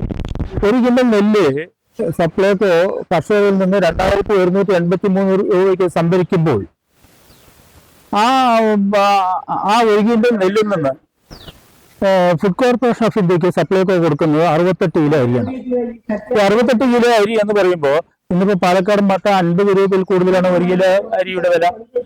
ആ 50 രൂപയിൽ കൂടുതൽ ഉള്ളത് 50 രൂപ വെച്ച് കണക്കാക്കിയാൽ തന്നെ 68 കിലോ അരിക്ക് 3400 രൂപയായി. 3400 രൂപ മൂല്യമുള്ള അരിയുടെ നെല്ലിനെയാണ് 2183 രൂപയ്ക്ക് സപ്ലൈകോ സംഭരിക്കുക എന്ന് പറയുമ്പോൾ ഒരു കിൻഡൽ നെല്ലില് 1217 രൂപ ഇവിടെ മാർജിനാണ് കാണുന്നത്. 1217 രൂപ എന്ന് പറയുമ്പോൾ പിന്നെ ഒരു ലോഡ് നെല്ലില് കർഷകൻ ഉൽപ്പാദിപ്പിച്ച ഒരു ലോഡ് നെല്ലില് 1,21,700 രൂപയുടെ വ്യത്യാസമാണ് കാണുന്നത്. അത് കർഷകന് വേർപ്പിന്റെ വിലയല്ലേ, അത് കർഷകന് ലഭിക്കേണ്ടതല്ലേ. അതാണ് ഞാൻ ഇത് ന്യായവിലയാണോ താങ്ങുവിലയാണോ എന്ന് പറയാൻ കാരണം. ഈ 1,21,700 രൂപ പറയുമ്പോൾ ഞാൻ നേരത്തെ സൂചിപ്പിച്ചതുപോലെ തന്നെ ഒരു 10 ഏക്കർ നെൽകൃഷി ചെയ്യുന്ന ആളുടെ ഒരു വർഷത്തെ നഷ്ടത്ര ഏകദേശം 6.5 ലക്ഷത്തോളം രൂപ വരും. ഈ ഇൻസെന്റീവും ഈ 1,21,700 രൂപയും കൂടി ചേർത്തിട്ടുള്ള നഷ്ടം എന്ന് പറയുമ്പോൾ 6.5 ലക്ഷത്തോളം രൂപ വരും കർഷകന്. ഒരു 10 ഏക്കർ നെൽ കൃഷി ചെയ്യുന്ന കർഷകന് ഇത് ഭീമമായ തുകയല്ലേ. ഈ തുക കർഷകന്റെ യഥാർത്ഥത്തിൽ കർഷകന്റെ പോക്കറ്റിൽ വന്നു കഴിഞ്ഞാൽ കർഷകന്റെ പ്രയാസങ്ങൾ ഒരു പരിധിവരെയൊക്കെ മാറ്റിയെടുക്കാൻ കഴിയില്ലേ. അതുകൊണ്ടാണ് ഇത് ന്യായവിലയാണോ താങ്ങുവിലയാണോ എന്ന് പറയാനുള്ള കാരണം. താങ്ങുവില എന്ന് പറയുമ്പോൾ പൊതുമാർക്കറ്റിൽ വില കുറയുമ്പോൾ പൊതുമാർക്കറ്റിലെ വിലയുടെ തോതനുസരിച്ചിട്ട് അതിന്റെ ഒരു നിശ്ചിത ശതമാനം വർദ്ധിപ്പിച്ചിട്ടുള്ള പ്രഖ്യാപനമാണ് താങ്ങുവില എന്ന് പറയുന്നത്. പക്ഷെ ഇത് അതല്ല, മൂല്യത്തിനനുസരിച്ചിട്ടുള്ള വിലയാണ് നമ്മൾ ചോദിക്കുന്നത്. ആ മൂല്യത്തിനനുസരിച്ചിട്ടുള്ള വില കണക്കാക്കുമ്പോൾ 1 കിലോ നെല്ലിന് കേന്ദ്രം 35 രൂപ പ്രഖ്യാപിക്കണം. 35 രൂപ പ്രഖ്യാപിച്ചു കഴിഞ്ഞാൽ ആ 35 രൂപയും കേരള സർക്കാർ പ്രഖ്യാപിച്ചിട്ടുള്ള 9 രൂപ 52 പൈസയും ചേർക്കുമ്പോൾ 44 രൂപ 52 പൈസയായി. അതിനെ റൗണ്ട് ചെയ്തിട്ടാണ് നമ്മൾ ന്യായമായ 45 രൂപ ചോദിക്കുന്നത്. അത് അപ്പം ന്യായവിലയാണ്, താങ്ങുവിലയല്ല, അർഹതപ്പെട്ട വിലയാണ്. അതിന് എത്ര കൊണ്ട് വെട്ടിക്കുറയ്ക്കുന്നു അത് ഈ കർഷകരെ ചൂഷണം ചെയ്യുന്നു, കർഷകന്റെ ഉൽപ്പന്നത്തെ തട്ടിയെത്തി തീവെട്ടിക്കൊള്ള നടത്തുന്നു എന്ന് ഏതെങ്കിലും ഒരു കർഷകൻ പറഞ്ഞാൽ അത് നിഷേധിക്കാൻ ഒരാൾക്കും കഴിയില്ല, ഒരു ഏജൻസിക്കും കഴിയില്ല. ഇതാണ് യാഥാർത്ഥ്യം. ഇത് പരിഹരിക്കപ്പെടേണ്ടതാണ്. ഈ ന്യായമായ വില ആ കർഷകന് അവകാശപ്പെട്ടതാണ് എന്നുള്ളത് അറിഞ്ഞുകൊണ്ട് തന്നെയാണ് അത് കൃത്യമായി ചോദിച്ച് വാങ്ങിയെടുക്കുന്നതിനുള്ള ഭാഗമായിട്ടാണ് ഈ സമരം എന്നുള്ളത് ഞാൻ പറയാൻ ആഗ്രഹിക്കുന്നത്. അതുപോലെ തന്നെ നെല്ല് സംഭരണവുമായി ബന്ധപ്പെട്ടിട്ടുള്ള ലോഡിംഗ് കൂലിയുടെ ഇഷ്യൂ. ഒരു കിലോന് 12 പൈസയാണ് കൊടുക്കുന്നത്. നമ്മളിവിടെ 50 രൂപയാണ് ഒരു കിലോ നെല്ലിന് ലോഡിംഗ് കൂലിയെ കൊടുക്കുന്നത്. നമുക്ക് കിട്ടുന്നത് 12 രൂപയും. നെല്ല് സംഭരണം 2005 തുടങ്ങിയെങ്കിൽ അന്ന് പ്രഖ്യാപിച്ചതാണ് ഈ 12 പൈസ 12 രൂപ എന്നുള്ളത്. ഒരു കിൻഡൽ 100 കിലോ നെല്ലിന് 12 രൂപ എന്നുള്ളത് 2005 ഈ സപ്ലൈകോ നെല്ല് സംഭരണം തുടങ്ങുമ്പോൾ പ്രഖ്യാപിച്ചതാണ്. ഏകദേശം 19 വർഷവും കഴിഞ്ഞു. ഈ 19 വർഷമായിട്ടും ഈ 12 രൂപയിൽ തന്നെ നിൽക്കുകയാണ്. പക്ഷെ അതിന് ഹൈക്കോടതിയിൽ പോയി. ഇത് യഥാർത്ഥത്തിൽ ഈ 12 പൈസയാണെങ്കിലും 50 പൈസയാണെങ്കിലും ഈ തുക ലോഡിംഗ് തൊഴിലാളികളുടെ അക്കൗണ്ടിലേക്കാണ് സപ്ലൈകോ കൊടുക്കേണ്ടത്. അതിന് കർഷകനെ ബുദ്ധിമുട്ടിച്ചുകൊണ്ട് ആ പൈസ ലോഡിംഗ് കൂലി ലോഡിംഗുകാരന്റെ അക്കൗണ്ടിൽ കൊടുക്കുന്നതിന് പകരം കർഷകന്റെ അക്കൗണ്ടിൽ കൊടുക്കുക എന്ന് പറഞ്ഞാൽ ഇത്തരത്തിലുള്ള പ്രവണതയാണ് വകമാറ്റി ചെലവഴിക്കുക എന്ന് പറയുന്നത്. ഇത് ഈ പൈസ കർഷകന് അർഹതപ്പെട്ടതല്ല. ഈ ലോഡിംഗ് ലോഡിംഗുകാരന്റെ അക്കൗണ്ടിലേക്കാണ് പോകുന്നത്. ഇപ്പൊ മാർക്കറ്റിലാണെങ്കിലും ഏത് സ്ഥാനത്ത് ബാങ്കിൽ പോയി കർഷകന് ഒരു ചാക്ക് വളം കൊടുത്താൽ ആ വളത്തിന് പിന്നെ 12 രൂപയാണ് ലോഡിംഗ് കൂലി. അത് വാങ്ങിച്ച കർഷകനാണ് കൊടുക്കുന്നത്. അതുപോലെ തന്നെ ഉപഭോക്താവ് കടയിൽ പോയി ഒരു ചാക്ക് സിമന്റ് എടുത്താൽ ആ സിമന്റിന് 12 രൂപ ലോഡിംഗ് കൂലി എന്നുള്ളത് ആ വാങ്ങിച്ച ആളാണ് കൊടുക്കുന്നത്. അതുപോലെ സപ്ലൈകോ കർഷകരായ ഞങ്ങളോട് നെല്ല് വാങ്ങിച്ചാൽ ആ വാങ്ങിച്ച നെല്ലിന്റെ ലോഡിംഗ് കൂലി കൊടുക്കേണ്ട ബാധ്യത സപ്ലൈകോ എന്നാണ്. ഹൈക്കോടതി അത് തന്നെയാണ് പറഞ്ഞത്. അത് ആ വിധി നടപ്പിലാക്കാതെ ഹൈക്കോടതി പറഞ്ഞത് ഇതേ ഇനി മേലാൽ ലോഡിംഗ് കൂലി കർഷകരിൽ നിന്ന് വാങ്ങിക്കരുത്, വാങ്ങിച്ച അധികം തുക കർഷകർക്ക് തിരിച്ചു കൊടുക്കണം എന്ന് കോടതി വിധിയിൽ പറയുന്നുണ്ട്, വ്യക്തമായിട്ട് പറയുന്നുണ്ട്. പക്ഷെ ഇത് രണ്ടും നടപ്പിലാക്കാൻ കർഷകർ സർക്കാർ തയ്യാറാവുന്നില്ല എന്നുള്ളതാണ് വസ്തുത.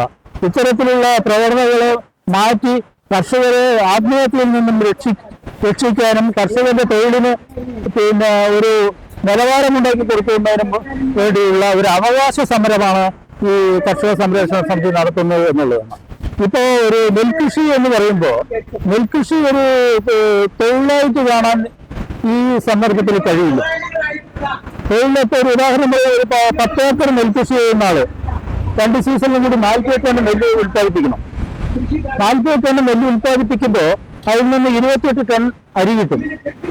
28 ടൺ അരി കിട്ടിയാൽ ഒരു ടൺ അരിയിൽ നിന്ന് 8000 മനുഷ്യർ ഒരു നേരത്തെ ഭക്ഷണം കഴിക്കും. ഒരു നേരത്തെ ഭക്ഷണം കഴിക്കാനുള്ള 8000 ആളുകൾക്ക് ഒരു നേരം ഭക്ഷണം കഴിക്കാനുള്ള അരിയാണ് ഒരു ടൺ എന്ന് പറയുന്നത്. ഒരു ടൺ അരി ചോറ് വെച്ച് കഴിഞ്ഞാൽ 8000 ആൾ ഭക്ഷണം കഴിക്കും. അപ്പൊ 28 ടൺ പിന്നെ ഈ കർഷകൻ ഉൽപ്പാദിപ്പിച്ചിട്ടുള്ള നെല്ലിന്റെ അരി 28 ടൺ ചോറ് വെച്ച് കഴിഞ്ഞാൽ ഏകദേശം 2.25 ലക്ഷം മനുഷ്യരുടെ ഒരു നേരത്തെ വിശപ്പെടുക്കാനുള്ള അന്നമാണ് ആ കർഷകൻ ഉൽപ്പാദിപ്പിച്ചിരിക്കുന്നത്. അപ്പൊ അത് പറയുമ്പോ ഇത് ഈ മനുഷ്യന്റെ ജീവൻ നിലനിർത്തുന്നതിനുള്ള അന്നം ഉൽപ്പാദിപ്പിക്കുന്ന കർഷകൻ, ആ കർഷകരെ പിന്നെ ഒരു മാന്യതയില്ലാത്ത രീതിയിൽ എല്ലാ തരത്തിലും ചൂഷണം ചെയ്യുന്ന ഒരു പ്രവണതയാണ് ഇപ്പൊ നടന്നുകൊണ്ടിരിക്കുന്നത്. ഇത് അനുവദിക്കാൻ പാടില്ല.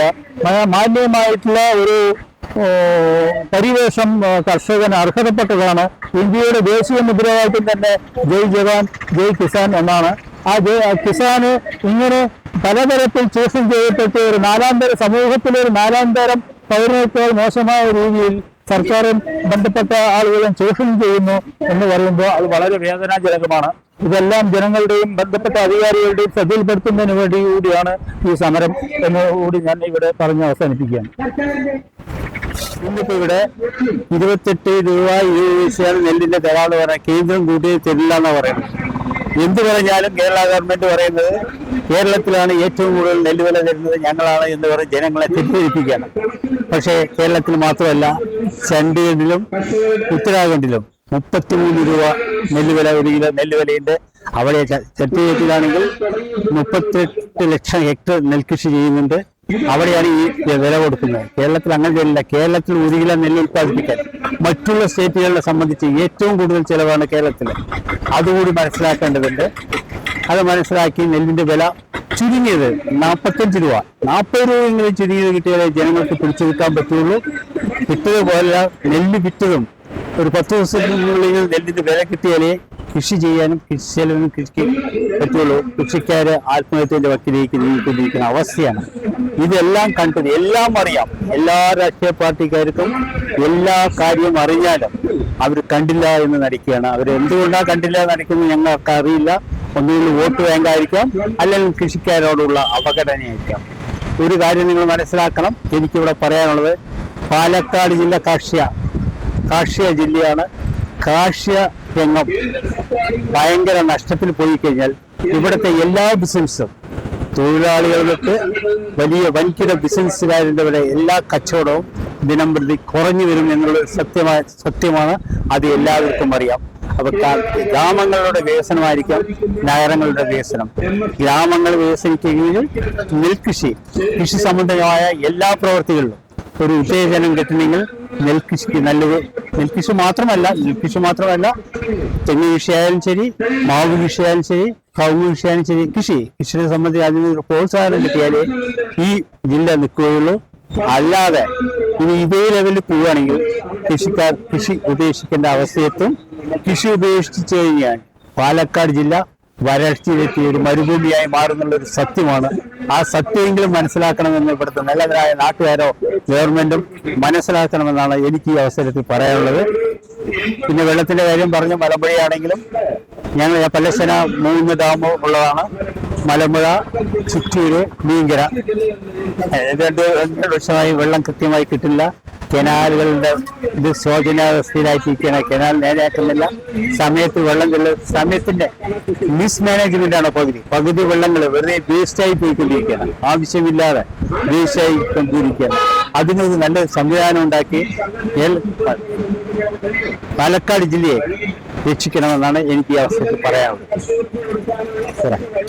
നമ്മുടെ ചിദംബരക്കുട്ടി മാഷിന്റെ തെങ്ങിൻ തോട്ടത്തിൽ 100 തെങ്ങാണ് ഒരു തോട്ടത്തിൽ നിന്ന് മറിച്ചിട്ട്.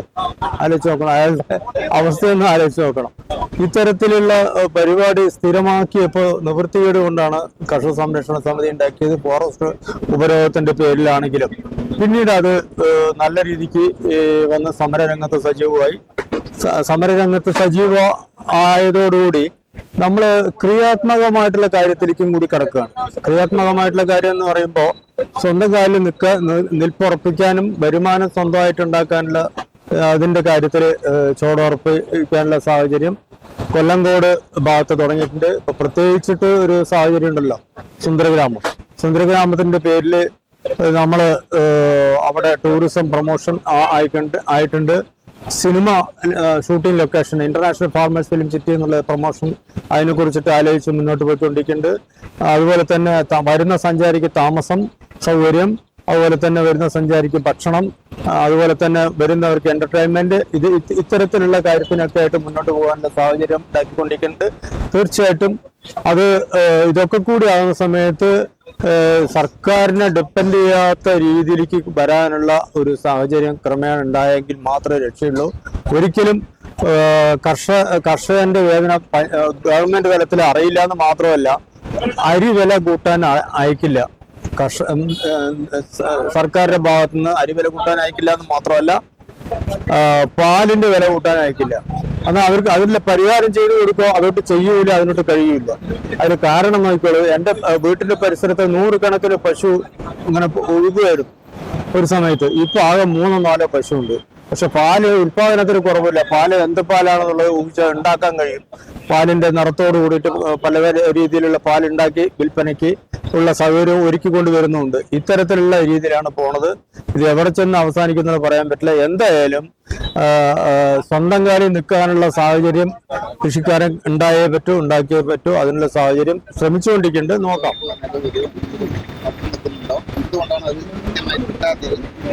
വന്യമൃഗ ശല്യത്തിന് പറഞ്ഞാല് വളരെയേറെ പ്രക്ഷോഭങ്ങൾക്ക് ശേഷമാണ് ഈ തെന്മലയോരത്തൊക്കെ ഒരു RRT രൂപീകരിക്കുകയും മറ്റു കാര്യങ്ങളൊക്കെ ചെയ്തിരിക്കുന്നത്. അവരെ സംബന്ധിച്ച് അതിന് മതിയായ രീതിയിലുള്ള സ്റ്റാഫില്ല. അവരെ സംബന്ധിച്ച് ഈ നഷ്ടപരിഹാരത്തിന് വേണ്ടി നമ്മൾ നടന്നാൽ ഇപ്പോഴത്തെ സാഹചര്യത്തില് അത് ഒന്നുകിൽ ആ പറമ്പിലായിരിക്കണം തെങ്ങ് നിൽക്കുന്നത്, നിലത്ത് വെച്ചിട്ടുണ്ടെങ്കിൽ അതിന് അർഹതപ്പെട്ട രീതിയിൽ അർഹതയില്ല എന്ന് പറയുന്ന തടസ്സവാദങ്ങൾ നിലവിലുണ്ട്. ഇത് അക്ഷയയിൽ പോകണം, അതുപോലെ തന്നെ വില്ലേജിൽ പോകണം. അങ്ങനെ കർഷകന് ബുദ്ധിമുട്ടിക്കുന്ന രീതിയാണ്. വ്യക്തമായി പറഞ്ഞാൽ അപ്പോഴുണ്ടാകുന്ന സംഭവത്തിന് മതിയായ രീതിയിൽ 1 ഏക്കർ നെല്ലൊക്കെ നശിപ്പിച്ചു കഴിഞ്ഞാൽ 40,000 രൂപയെങ്കിലും നഷ്ടപരിഹാരം കൊടുക്കണം. അവൻ അധ്വാനിച്ചെല്ലാമായി കതിരാകുന്ന സമയത്ത് ആന വന്ന പശു തിന്നുന്ന പോലെയാണ് ആന പഞ്ചം തിന്നുകൊണ്ടിരിക്കുന്നത്. അതുപോലെ തന്നെ മാനും ഇതിന് മതിയായ രീതിയിൽ നഷ്ടപരിഹാരം ഇന്ന് കിട്ടുന്നില്ല. അത് കിട്ടിയേ തീരും. രാമശ്ശേരിയിലെ ഗാന്ധി ആശ്രമവുമായി ബന്ധപ്പെട്ട് പ്രവർത്തിച്ചു വരുന്നു. ഞങ്ങള് ഗാന്ധി ആശ്രമത്തിന്റെ മുൻകൈയിൽ ചമ്പാരൻ മാതൃകയിലുള്ള ഒരു സുസ്ഥിര കൃഷി പദ്ധതിക്ക് ഞങ്ങൾ തുടക്കം കുറിച്ചിട്ടുണ്ട്. ഇവിടെ കർഷക സംരക്ഷണ സമിതിയുടെ നേതൃത്വത്തിൽ നടക്കുന്ന 5 ദിവസത്തെ സമര പരിപാടികൾ പങ്കെടുക്കാനായിട്ട് വന്ന ഇവിടെ പാലക്കാട് ജില്ലയെ സംബന്ധിച്ചിടത്തോളം ധാരാളം നെൽകർഷകരും മറ്റ് ബഹുവിള കൃഷിയും ഒക്കെ ചെയ്യുന്ന നിരവധി കർഷകരുള്ള ഒരു സ്ഥലമാണ്. ഒരു പക്ഷേ കേരളത്തിൽ ഏറ്റവും കൂടുതൽ നെല്ല് ഉൽപ്പാദിപ്പിക്കുന്ന കർഷകരും പാലക്കാടാണുള്ളത്. പക്ഷേ പ്രശ്നം എന്താണെന്ന് ചോദിച്ചാൽ കർഷകരുടെ ഉൽപാദന ചെലവ് കൂടി വരികയും എന്നാൽ കർഷകർക്ക് ലഭിക്കുന്ന ഉൽപ്പന്നത്തിന്റെ വില കുറഞ്ഞ ഒരു അവസ്ഥയിൽ നിൽക്കുകയും ചെയ്യുകയാണ്. ഉൽപാദന ചെലവ് കൂടുന്നതിനനുസരിച്ച് നമുക്ക് ഉൽപ്പന്നത്തിന് വില ലഭിക്കുമായിരുന്നെങ്കിൽ കർഷകർക്ക് തുടർന്ന് മുന്നോട്ട് പോകാൻ പ്രയാസം ഉണ്ടാവില്ല. പക്ഷെ ഇപ്പോഴത്തെ ഒരു സ്ഥിതി അങ്ങനെയല്ല.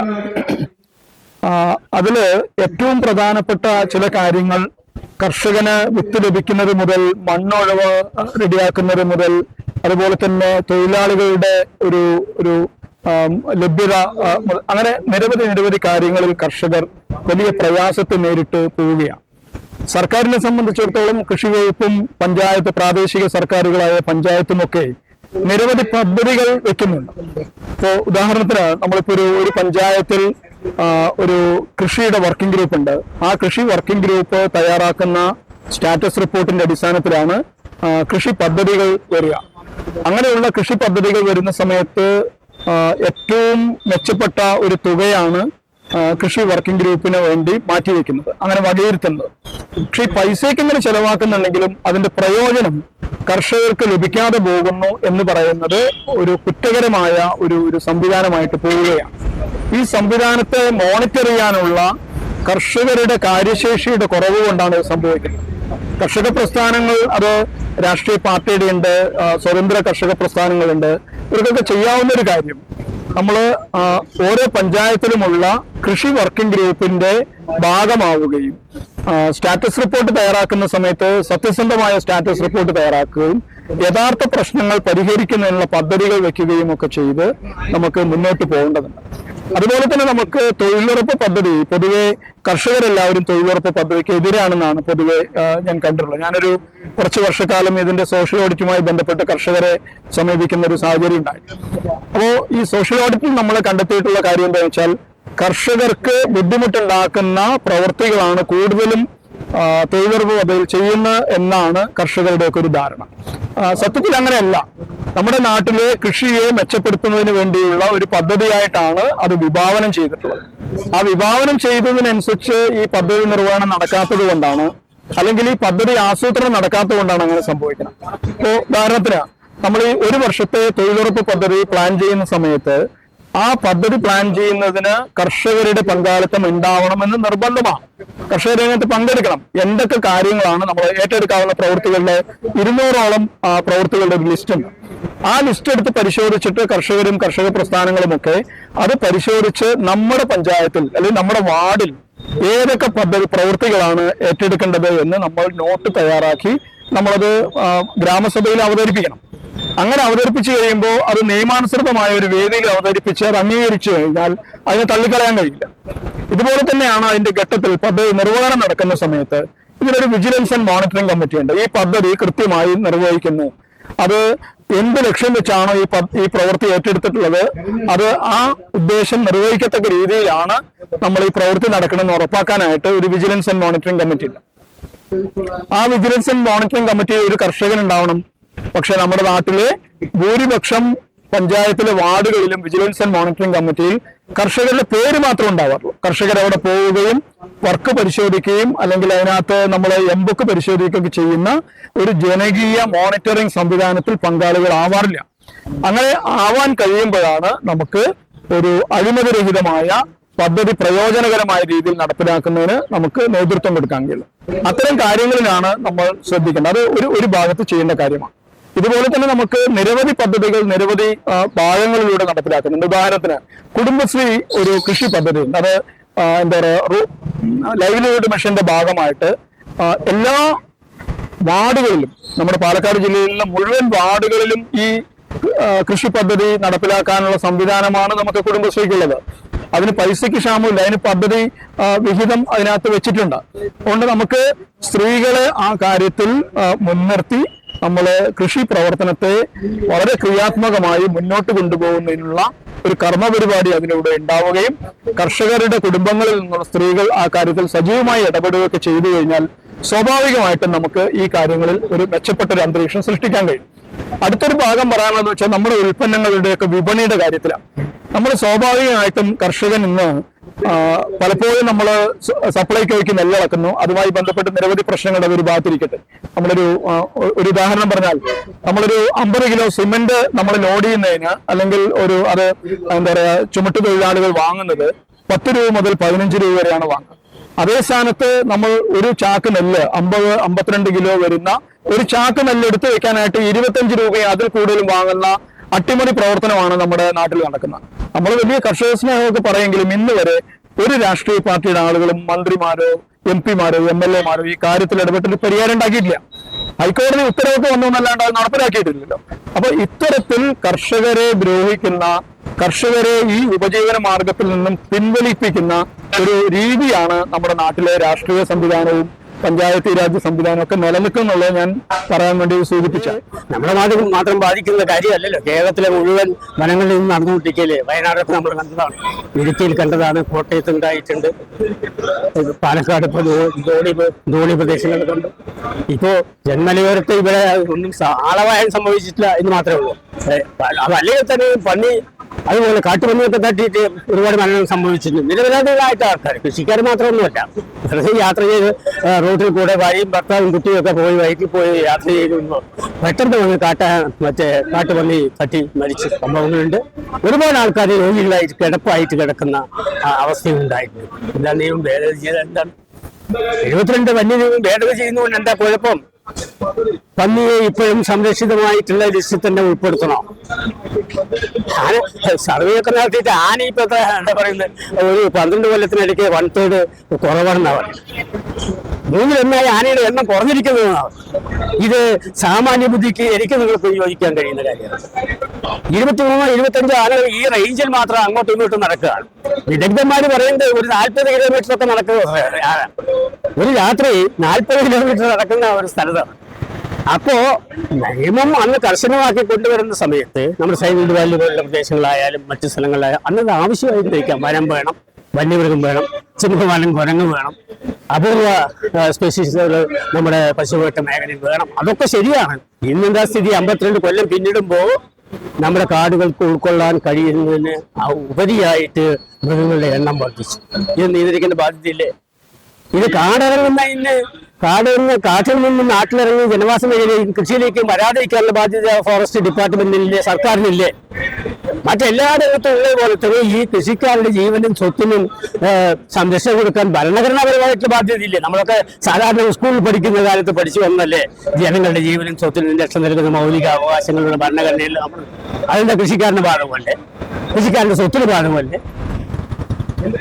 ഇത് അമൻഡ് ചെയ്യണ്ടെങ്കിൽ അമൻഡ് ചെയ്യണ്ടേ? ഇതില് എന്നെ സംബന്ധിച്ചിടത്തോളം പറയുകയാണെങ്കിൽ പഞ്ചായത്ത് മെമ്പർ മുതൽ പാർലമെന്റ് മെമ്പർ വരെയുള്ളവർ നിരുത്തരവാദി പരമായിട്ട് പെരുമാറുകയാണ്. സംസ്ഥാന ഗവൺമെന്റുകൾ പെരുമാറുന്നത് ശരിയല്ല. കേന്ദ്ര സർക്കാർ ഇതിനെ കുറിച്ച് റിവ്യൂ നടത്തുന്നില്ല, ഈ കാര്യങ്ങൾ പഠിക്കുന്നില്ല, ജനങ്ങളെ രക്ഷിക്കാനുള്ള പോലെ. ഏകദേശം കഴിഞ്ഞ 2016 ശേഷം 700ഓളം ആൾക്കാർ ആനയുടെയും പുലിയുടെയും ആക്രമണത്തിൽ കൊല്ലപ്പെട്ടിട്ടുണ്ടെന്നാണ് കണക്ക്. നമ്മുടെ ഇതിൽ മാത്രം, കേരളത്തിൽ മാത്രമുള്ള അവസ്ഥയാണ്. 7000 ആൾക്കാർ നിത്യരോഗികളെ കിടപ്പാണെന്നാണ് പറയുന്നത്, വിവിധ ഈ ആക്രമണത്തിൽ പരിക്ക് പറ്റിയിട്ടും മറ്റുമൊക്കെ ആയിട്ട്. അപ്പൊ ഇതിനൊന്നും യാതൊരു നിയന്ത്രണവും ഇല്ലാതെ പോകുന്നുണ്ട്. ഇത് ശക്തമായിട്ടുള്ള പ്രതിഷേധമുണ്ട്. ഇത് ഏതെങ്കിലും കൃഷിക്കാരന്റെ സ്വത്ത് നഷ്ടപ്പെട്ടതുകൊണ്ടോ അല്ലെങ്കിൽ തോട്ടം നശിപ്പിച്ചതുകൊണ്ടോ അങ്ങനെ ഒരു ഇഷ്യൂ ആയിട്ടാണോ ഇത് എടുക്കേണ്ടത്? വിദഗ്ധമായി പറയുന്നുണ്ടല്ലോ, നമ്മുടെ പശുവെട്ട മേഖലയിൽ അദ്ദേഹം ഇത്രയധികം സ്നേഹിച്ച ഏറ്റവും പ്രശസ്തനായ ഡോക്ടർ മാധവ് ഗാഡ്ഗില പറയുന്നത് നമ്മൾ പത്രത്തിലൊക്കെ വായിച്ചില്ലേ? അദ്ദേഹം പറയുകയാണ്, ഈ കാട്ടില് അദ്ദേഹം ഒരു ഇല പോലും നഷ്ടപ്പെടാൻ പാടില്ല പറഞ്ഞ മനുഷ്യൻ പറയുകയാണ്, വന്യമൃഗം കൂടിയാൽ അതിന് വെടിവെച്ച് കൊല്ലണമെന്നാണ്. എണ്ണം കൂടിയാൽ വെടിവെച്ച് കൊല്ലുന്ന നായാട്ടടക്കമുള്ള കാര്യങ്ങൾ നടപ്പിലാക്കണമെന്ന് അദ്ദേഹം പറഞ്ഞു. എന്ന് മാത്രമല്ല, കാട്ടുപന്നിയെ പോലുള്ള മൃഗങ്ങളെ കൊന്നിട്ട് അതിന്റെ ഇറച്ചി ജനങ്ങൾക്ക് മാംസം ഭക്ഷണത്തിന് വേണ്ടി ഉപയോഗിക്കണം, അത് വരുമാന മാർഗമായിട്ട് സ്റ്റേറ്റ് ഗവൺമെന്റ് ഉപയോഗിച്ചാലും കുഴപ്പമില്ല എന്ന് പറയുക. പക്ഷെ ഇതൊന്നും ചെയ്യാതെ, ഇതൊന്നും നാട്ടിൽ നടക്കുന്നില്ല എന്നുള്ള രീതിയിലുള്ള സംഭവങ്ങൾ ഏതോ ഭാഗത്താരോ മരിക്കുന്ന ഒരു ദിവസം അത് റിപ്പോർട്ട് ചെയ്യുന്നു, 2 ദിവസം അത് ചർച്ചയാവുന്നു, വീഴുന്നു എന്നുള്ള രീതിയിൽ പോകുന്നു. ദയനീയമായിട്ടുള്ള കാഴ്ചയുണ്ട്. പിന്നെ നമ്മുടെ നെല്ലിന്റെ കാര്യമൊക്കെ ഞങ്ങൾ എടുത്ത് പറയുന്നുണ്ട്.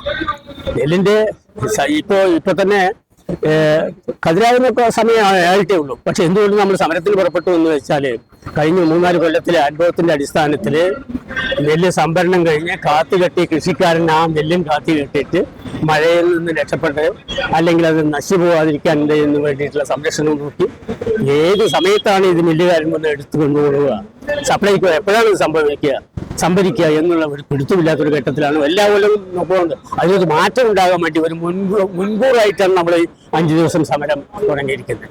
അത് കാരണം ഇപ്പൊ തന്നെ അതിന് മുന്നൊരുക്കം നടത്തണ്ടേ. നെല്ല് സംഭരിക്കണമെങ്കിൽ അതിന് ആരാതിന്റെ ഏജൻസി? സപ്ലൈകോ ആണ് ഏജൻസി. പക്ഷെ സപ്ലൈകോ നേരിട്ട് സംഭരിക്കുന്നില്ല. വാസ്തവത്തിൽ മില്ലുകാർ മുതലേ അവർ മുഖാന്തരമാണ് സംഭരിക്കുന്നത്. പക്ഷെ മില്ലുകാരുമായിട്ട് ധാരണയും വന്നോ, ധാരണയിലെത്തിയിട്ട് അവർക്ക് അവരുടേതായ പ്രശ്നങ്ങളുണ്ടാവും. ഓരോ വർഷം അതാണ് സംഭവിക്കുന്നത്. നെല്ലൊക്കെ കൊയ്ത്ത് കഴിഞ്ഞ് കുറെ കാലം കഴിഞ്ഞിട്ടാണ് ഇവര് മില്ലുകാരുമായിട്ട് ആരും. അത് കഴിഞ്ഞ ശേഷമാണ് ബാങ്കുകളുടെ കൺസോർഷ്യം ഉണ്ടാക്കലും കടമായിട്ട് കൊടുക്കുന്ന അവസ്ഥ. അതിന് ഞാൻ വിശദീകരിക്കില്ല. അതൊക്കെ എത്രയോ ചർച്ച ചെയ്യപ്പെട്ടു പോയ വിഷയങ്ങളായതുകൊണ്ട് ഇത് ലോകത്തൊരിടത്തും ഉണ്ടാകുന്ന ഒരു ഏർപ്പാടൊന്നുമല്ല. നമ്മുടെ ഉൽപ്പന്നം അങ്ങോട്ട് കൊടുത്തിട്ട് അതിന്റെ വില കിട്ടാൻ വേണ്ടി നമ്മളെ പണയപ്പെടുത്തി സ്ഥാപന ജംഗമങ്ങളും ബാങ്കിന് പണയപ്പെടുത്തിയിട്ട് ഒപ്പിട്ട് കൊടുക്കുന്ന ഒരു ഏർപ്പ് എന്നിട്ട് കടമായിട്ട് വാങ്ങുന്ന ഒരു അവസ്ഥ എവിടെയെങ്കിലും കാണാൻ കഴിയും?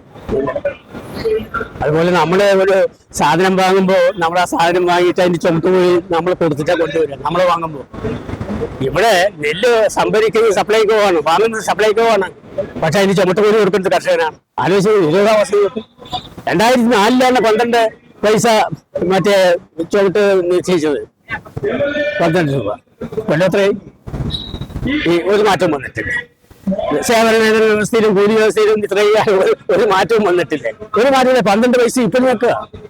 പാലക്കാട് ജില്ലയ്ക്ക് മാത്രം ഏകദേശം 40 കോടി രൂപ അരിയേഴ്സായിട്ട് കൊടുക്കാറുണ്ട്. സപ്ലൈകോ കൊടുക്കാൻ ബാധ്യസ്ഥമാണ്. കോടതിയിൽ പറഞ്ഞിട്ടുമുണ്ട് കൊടുത്തു തീർക്കണം. അരിയേഴ്സ് അടക്കം കൊടുത്തു തീർക്കണം. കൃഷിക്കാരിൽ നിന്ന് ചുമട്ടുകൂലി ഈടാക്കരുത് എന്ന് പറഞ്ഞു. അത് കോടതി പറഞ്ഞിട്ട കാര്യമാണ്. അത് നടപ്പിലാക്കാൻ ശ്രമിക്കുന്നില്ല. നമുക്ക് ഏക ആശയം കോടതിയാണ്. അവസാനമായിട്ട് ഇന്ത്യൻ പൗരന്റെ ആശയം എന്ന് പറയുന്ന കോടതിയാണ്. ആ കോടതി പറഞ്ഞ പോലും ലംഘിക്കുന്നു. കഴിഞ്ഞ 2ാം പഞ്ചയിലെ ആ നെല്ലിന്റെ വില പോലും കിട്ടാൻ കോടതിയിൽ പോയി കർഷകര് വിധി സമ്പാദിച്ചിട്ട് പോലും കർഷകന്റെ അക്കൗണ്ടിൽ കടമല്ലാതെ PRS വായ്പയല്ലാതെ നേരിട്ട് അവരുടെ അക്കൗണ്ടിൽ പൈസ കൊടുക്കണമെന്നുള്ള ആ കോടതി വിധി മാനിക്കാത്ത അവസ്ഥ, ദയനീയമായ ഒരു അവസ്ഥയുണ്ട്. അല്ലാതെ നമുക്കിപ്പോ സമരം നടക്കുന്നതല്ല കൃഷിക്കാരന്റെ അവസ്ഥ. കൃഷിക്കാരന് 24 മണിക്കൂറും പാടത്ത് നിൽക്കേണ്ട അവസ്ഥയിൽ ഇവിടെ സമരം നടത്താനുള്ള സമയമൊന്നുമില്ല. പക്ഷെ അവൻ ഉത്പാദിപ്പിച്ച് ഇത്രയും കഷ്ടപ്പെട്ടുണ്ടാക്കുന്ന ഉൽപ്പന്നത്തിന് അതിനുള്ള വില അത് ഗവൺമെന്റ് തന്നെ നിശ്ചയിച്ച കമ്മിറ്റി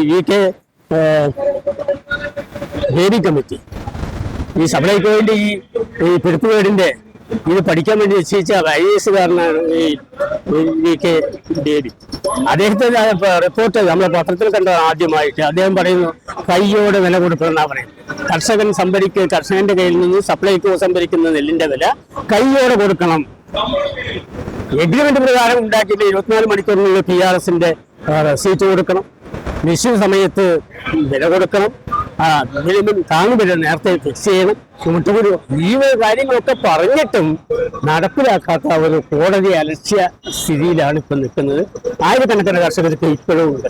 ഗവൺമെന്റ് വേണം പറയും അല്ല ഭൂരിഭാഗം കർഷകരും കിട്ടിക്കഴിഞ്ഞു, പൈസ കൊടുത്തിട്ടുണ്ടാവും. വായ്പ യാതൊരു ഗതിയില്ല. പിടിച്ചു നിൽക്കാൻ പറ്റാത്ത കർഷകർ എന്ത് വായ്പയാവട്ടെ എന്നും പറഞ്ഞ് പൈസ വാങ്ങിയിട്ടുണ്ട്. എന്നിട്ടും ആത്മാഭിമാനമുള്ള കുറെ കർഷകര് കോടതിയിൽ പോയിട്ട് കടമായിട്ട് ഞങ്ങൾക്ക് പൈസ തരണ്ട, നെല്ലിന്റെ വില സപ്ലൈകോ നേരിട്ട് തന്നാൽ മതി പറഞ്ഞിട്ട് കോടതിയിൽ പോയത് വിധിയായി വെച്ചിട്ടുണ്ട്. ഇത്ര നേരം വരെ മന്ത്രി പറയേണ്ട 50 കോടി അനുവദിച്ചു, 24 കോടി കൊടുക്കാനുള്ളൂ. ഇങ്ങനെ കുറെ വാദങ്ങൾ പറയുകയെന്നല്ലാതെ അത് കർഷകനെ കിട്ടിയിട്ടില്ല. പിന്നെ കുറെ കേന്ദ്രത്തിന്റെ വില വർദ്ധിപ്പിക്കുന്ന സമയത്തൊക്കെ ഇവിടെ ഇൻസെന്റീവ് കുറയ്ക്കുകയാണ് ചെയ്യുന്നത്. അതിന് മന്ത്രി പറയുന്നൊരു വാദം ഇന്ത്യയിൽ ഏറ്റവും കൂടുതൽ സംഭരണ വില കൊടുക്കുന്നത് കേരളമാണ്. പക്ഷെ നമുക്കൊക്കെ അറിയാം ഏറ്റവും കൂടുതൽ ഉത്പാദിപ്പിച്ചുള്ള സംസ്ഥാനം കേരളമാണ്. അതുകൊണ്ട് തന്നെയാണ് കഴിഞ്ഞ കാലങ്ങളിൽ മാറി വരുന്ന ഗവൺമെന്റുകളൊക്കെ ഇൻസെന്റീവ് കൊടുത്തത്. ഇന്ന് അതിന്റെ ബാലൻസ് 3.5 ഉറുപ്പിയോളം ബാലൻസ് നിൽക്കുക. 9 രൂപ 52 പൈസ ഇൻസെന്റീവിൽ കിട്ടണം. ഇപ്പൊ കഴിഞ്ഞ ഗവൺമെന്റ് 23 രൂപയാണ് മറ്റേ MSP നിശ്ചയിച്ചിട്ടുണ്ട്. ഇപ്പോഴത്തെ ഈ കാട്ടുപന്നിയുടെ ശല്യം ഞാൻ നേരത്തെ തന്നെ സൂചിപ്പിച്ചിരുന്ന കാലത്ത് 8 മണിക്കാണ്. ഇന്ന് നാട്ടിൻപുറത്ത്, കാട്ടിലല്ല നാട്ടിൻപുറത്താണ് പന്നികൾ ഏറ്റവും കൂടുതൽ. ഒരു കാലത്ത് ഈ എല്ലാ കൃഷി ഉടമസ്ഥന്മാർക്കും ലൈസൻസുള്ള തോക്കുകൾ ഉണ്ടായിരുന്നു. ഗവൺമെന്റ് അത് എല്ലാം കലക്ടറേറ്റിലേക്ക് ആ തോക്കുകളെല്ലാം വാങ്ങിവെച്ചു. ഇന്ന് ഈ പന്നിയെ കൊല്ലാൻ ഛത്തീസ്ഗഡ് പോലുള്ള സംസ്ഥാനത്തിലെ നീലക്കാള പോലെയുള്ള ക്ഷുദ്രജീവികളെ കൊല്ലാൻ ഗവൺമെന്റ് നിശ്ചിത മാസങ്ങളിൽ അതിന് പെർമിഷൻ കൊടുത്തിട്ടുണ്ട്. അപ്പൊ കർഷകന് തോക്ക് ലൈസൻസും തോക്ക് കൊടുക്കുകയും ആ നിശ്ചിത മാസങ്ങളിൽ അത് കൊല്ലാനുള്ള അധികാരവും ഉണ്ടെങ്കിൽ ഒരു പരിധിവരെ ഈ കാട്ടുപന്നിയുടെ ശല്യം നിയന്ത്രിക്കാൻ കഴിയും. തൂക്കുവേലി സ്ട്രോങ് ആയിട്ട് തെന്മലയോരത്ത് കെട്ടുകയാണെങ്കിൽ ആനയുടെ ശല്യത്തിനും ചെറിയ രീതിയിലുള്ള ഒരു പരിഹാരം കാണാൻ കഴിയും. ഒരു വിശകലനം നമ്മൾ നടത്തി നോക്കിയാല് മറ്റ് ജില്ലകളിലെ അപേക്ഷിച്ച് വേണമെങ്കിൽ തന്നെ പാലക്കാട് ജില്ലക്കാർക്ക് ഈ രാഷ്ട്രീയ അതിപ്രസരം കുറെ കൂടും. എനിക്ക് എന്റെ പാർട്ടിയാണ് വലുത്, എന്റെ കൃഷിയല്ല വലുത്, എന്റെ പാർട്ടിയാണ് വലുത്. ആ വില തരും, ഗവൺമെന്റ് എപ്പോഴെങ്കിലും തരാതിരിക്കും. ഇവന് 6 മാസം കഷ്ടപ്പെട്ട് ഉണ്ടാക്കിയിട്ടുള്ള ഒരു സാധനത്തിന്റെ വില കിട്ടാൻ അത് നമ്മൾ സർക്കാർ തരും. കാരണം ഭരിക്കുന്ന എന്റെ പാർട്ടിയാണ്, അതുകൊണ്ട് അത് കുറ്റപ്പെടുത്താൻ ഞാൻ തയ്യാറല്ല എന്ന രീതിയിലുള്ള സംഘടിതമായ രാഷ്ട്രീയ താല്പര്യങ്ങൾ വെച്ച് പുലർത്തുന്ന നല്ലൊരു ശതമാനം കർഷകരുണ്ട്. ആരെയും കുറ്റപ്പെടുത്താൻ വേണ്ടി പറയുന്നതല്ല, അതൊരു ഘടകമാണ്. പിന്നെ എക്കാലവും നമ്മൾ പരിശോധിച്ച പാലക്കാട് ജില്ലയോട് അവഗണന പുലർത്തുന്ന ഒരു നയം സംസ്ഥാന ഗവൺമെന്റിനുണ്ട്. ഇവിടെ മാറി മാറി വരുന്ന ജനപ്രതിനിധികൾ MLA മാർക്കാണെങ്കിലും അല്പസ്വല്പം വരുന്ന മന്ത്രിമാരെ കാണാം, അവർക്കൊന്നും ഇതിന് അവിടെ പോയി സമ്മർദ്ദം ചെലുത്താൻ ഉള്ള കഴിവില്ലാത്തവരാണെന്ന് നമ്മൾ പറയില്ല, കഴിവുള്ളത് കൊണ്ടാണല്ലോ ഒരു ജനപ്രതിനിധികളൊക്കെ ആയത്. പക്ഷെ അത് ഒരു ഇച്ഛാശക്തി വേണം, ഇത് വലിച്ചെറിഞ്ഞു പോകാനുള്ള ഒരു തൻ്റെ ഇടം വേണ്ടേ? ഈ കാര്യങ്ങൾ കിട്ടേണ്ടതാണ്. ഇല്ലെങ്കിൽ എനിക്ക് ഈ പണി വേണ്ട എന്ന് പറയാനുള്ള തൻ്റെ ഇടം മാറ്റിവെക്കണ്ട, അത് പറയണ്ടേ? തൻ്റെ പറഞ്ഞ് ഇന്നുവരെ പറഞ്ഞിട്ടില്ലല്ലോ. നമ്മുടെ എംപിമാരെ സ്ഥിതി ചെയ്തതാണ്. ഇപ്പൊ 18-19 എംപിമാർ UDF-ന്റെ എംപിമാരാണ്. കഴിഞ്ഞ പ്രാവശ്യം ഉണ്ടായിരുന്നു. ആർക്കെങ്കിലും ഈ ഞാൻ നേരത്തെ പറഞ്ഞ വന്യമൃഗ പ്രദർശനം അറിയാത്തവരാണോ ഈ എംപിമാർ? നമ്മുടെ ഏത് ജില്ലയാണ്? ആലപ്പുഴ ജില്ലയെ ഒഴികെ ബാക്കി എല്ലാം മലയുമായിട്ട് ബന്ധപ്പെട്ട ജില്ലയാണ്. എത്രയോ പാവപ്പെട്ട കർഷകർ മരിച്ചു കഴിഞ്ഞിരിക്കും. എന്താണ് ഇന്ന് പാർലമെന്റിൽ ഒരു ബഹളം വെക്കാൻ കഴിയാത്തവർക്ക്? ഉപരിപ്ലവമായിട്ടുള്ള രാഷ്ട്രീയ കക്ഷി വെച്ചിട്ടല്ലേ ചെയ്യേണ്ടത്? ജനങ്ങളുടെ കർഷകരുടെ ഈ മതപ്രധാനമായിട്ടുള്ള കാര്യങ്ങള് അതിനല്ലേ നിലവിളിക്കുന്നത്, അതിനല്ലേ ശബ്ദം ഉയർത്തുന്നത് ഇല്ല എന്നുള്ളത് ഒരു വാസ്തവമാണ്. കുറെ കൂടി കർഷകരെ സമ്മർദ്ദം ചെലുത്താൻ ഇനിയുണ്ട്. അവർക്ക് അവരുടേതായിട്ട് പ്രശ്നങ്ങൾ കൊണ്ടാണ്. ഒന്നാമത് രാഷ്ട്രീയ വിധേയത്വമുണ്ട്, മറിച്ച് അല്ലാതെ മറ്റു പ്രശ്നങ്ങളുള്ളതുകൊണ്ട് അവരൊന്ന് സംഘടിക്കുകയാണെങ്കിൽ ഇത് പരിഹരിക്കപ്പെടും എന്നുള്ള കാര്യത്തിൽ തർക്കമൊന്നുമില്ല. ഈ 5 ദിവസങ്ങളായി നടന്നു വരുന്ന ഈ സമരത്തില് ഈ കർഷക സംരക്ഷണ സമിതി പറഞ്ഞ രാഷ്ട്രീയത്തിന് അതീതമായി പ്രവർത്തിക്കുന്ന ഒരു സംഘടന, അത് 2.5 വർഷമായിട്ടാണ് അത് രൂപീകരിച്ചത്. കാരണം ഈ വന്യമൃഗത്തിന്റെയും അതുപോലെ തന്നെ ഈ നെല്ലിന്റെയും വെള്ളത്തിന്റെയും ഒക്കെ വിഷയം വന്നപ്പോൾ രാഷ്ട്രീയത്തിന് അതീതമായി ഒരു സംഘടന രൂപീകരിക്കണം എന്ന് പറഞ്ഞുകൊണ്ടാണ് ഈ സംഘടന രൂപീകരിച്ചത്. അതിന്റെ രക്ഷാധികാരികളായിട്ട് പറഞ്ഞ ചെറുവേൽ രാമനും അതുപോലെ തന്നെ സിനിമാ നടനായ കൃഷ്ണപ്രസാദും ചിദംബരംകുട്ടി മാഷുമാണ്. പ്രസിഡന്റ് വന്ന് C. വിജയനും ജനറൽ സെക്രട്ടറി C. പ്രഭാകരനും. ഈ സംഘടന രൂപീകരിച്ച ഈ സമരത്തിന് നമ്മൾ തീരുമാനിക്കുമ്പോൾ ഒരു കർഷക സംഘടനകളെയും മാറ്റി നിർത്താൻ പാടില്ല എന്ന് ചിന്തിച്ചുകൊണ്ട് നമ്മൾ എല്ലാ കർഷക സംഘടനകളെയും ക്ഷണിച്ചിട്ടുണ്ട്. അതിൽ വരാൻ നേരിട്ടുള്ളത് കർഷക കോൺഗ്രസിന്റെ നേതാക്കന്മാർ പങ്കെടുക്കും, അതുപോലെ തന്നെ കർഷക മോർച്ചയുടെ നേതാക്കന്മാർ പങ്കെടുക്കും, കിസാൻ ജനതയുടെ നേതാക്കന്മാർ പങ്കെടുക്കും, കിഫ പോലെയുള്ള ആ സംഘടനയുടെ നേതാക്കന്മാർ പങ്കെടുക്കും, ആലപ്പുഴയിലുള്ള നെൽ കർഷക സംരക്ഷണ സമിതിയുടെ ആൾക്കാർ പങ്കെടുക്കും, ദേശീയ കർഷക സംരക്ഷണ സമിതിയുടെ ആൾക്കാർ പങ്കെടുക്കും. കൂടാതെ പാടശേഖരങ്ങളും അതുപോലെ തന്നെ ക്ലബുകളിന്റെയും നേതാക്കന്മാർ ഈ 5 ദിവസങ്ങളിലായിട്ട് ഈ പരിപാടിയിൽ പങ്കെടുക്കും. നമ്മുടെ പാലക്കാട് തന്നെ 1 കിലോ അരിക്ക് 399 രൂപയ്ക്ക് കൊടുക്കുന്ന കർഷകനുണ്ട് ഇവിടെ.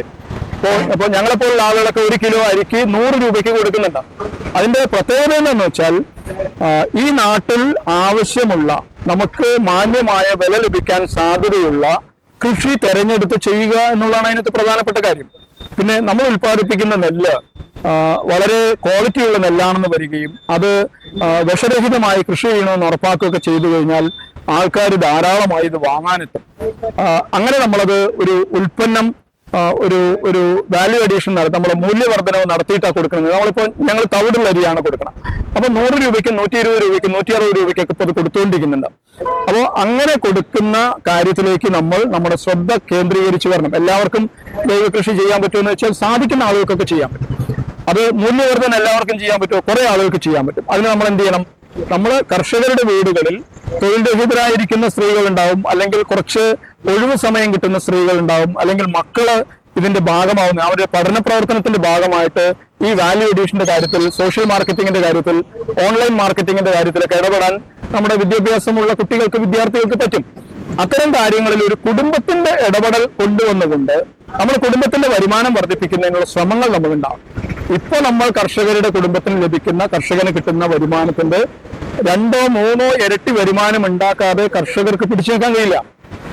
നമ്മൾ ശ്രദ്ധിക്കേണ്ട ഒരു കാര്യം, കർഷകരുടെ കുടുംബത്തിലുള്ള ആളുകളെ കൃഷി പ്രവൃത്തിയിലേക്ക് കണക്ട് ചെയ്യുന്ന, ബന്ധിപ്പിക്കുന്ന, മൂല്യവർദ്ധനവിൽ ഇടപെടുത്തുന്ന, വിപണിയിലേക്ക് നമ്മൾ നല്ല ഉൽപ്പന്നം കൊടുക്കുന്ന, നമുക്ക് മാന്യമായ വരുമാനം ലഭിക്കുന്ന ഒരു കർമ്മ പരിപാടിയിലൂടെ മാത്രമേ കർഷകർക്ക് രക്ഷപ്പെടാൻ കഴിയുള്ളൂ. അത്തരം പ്രവൃത്തിയിലേക്ക് നമ്മുടെ കർഷക സംരക്ഷണ സമിതി പോലുള്ള പ്രസ്ഥാനങ്ങൾ ശ്രദ്ധ ചെലുത്തേണ്ടതുണ്ട് എന്നാണ് എനിക്ക് ആ ഭാഗത്തെ കുറിച്ച് പറയാൻ.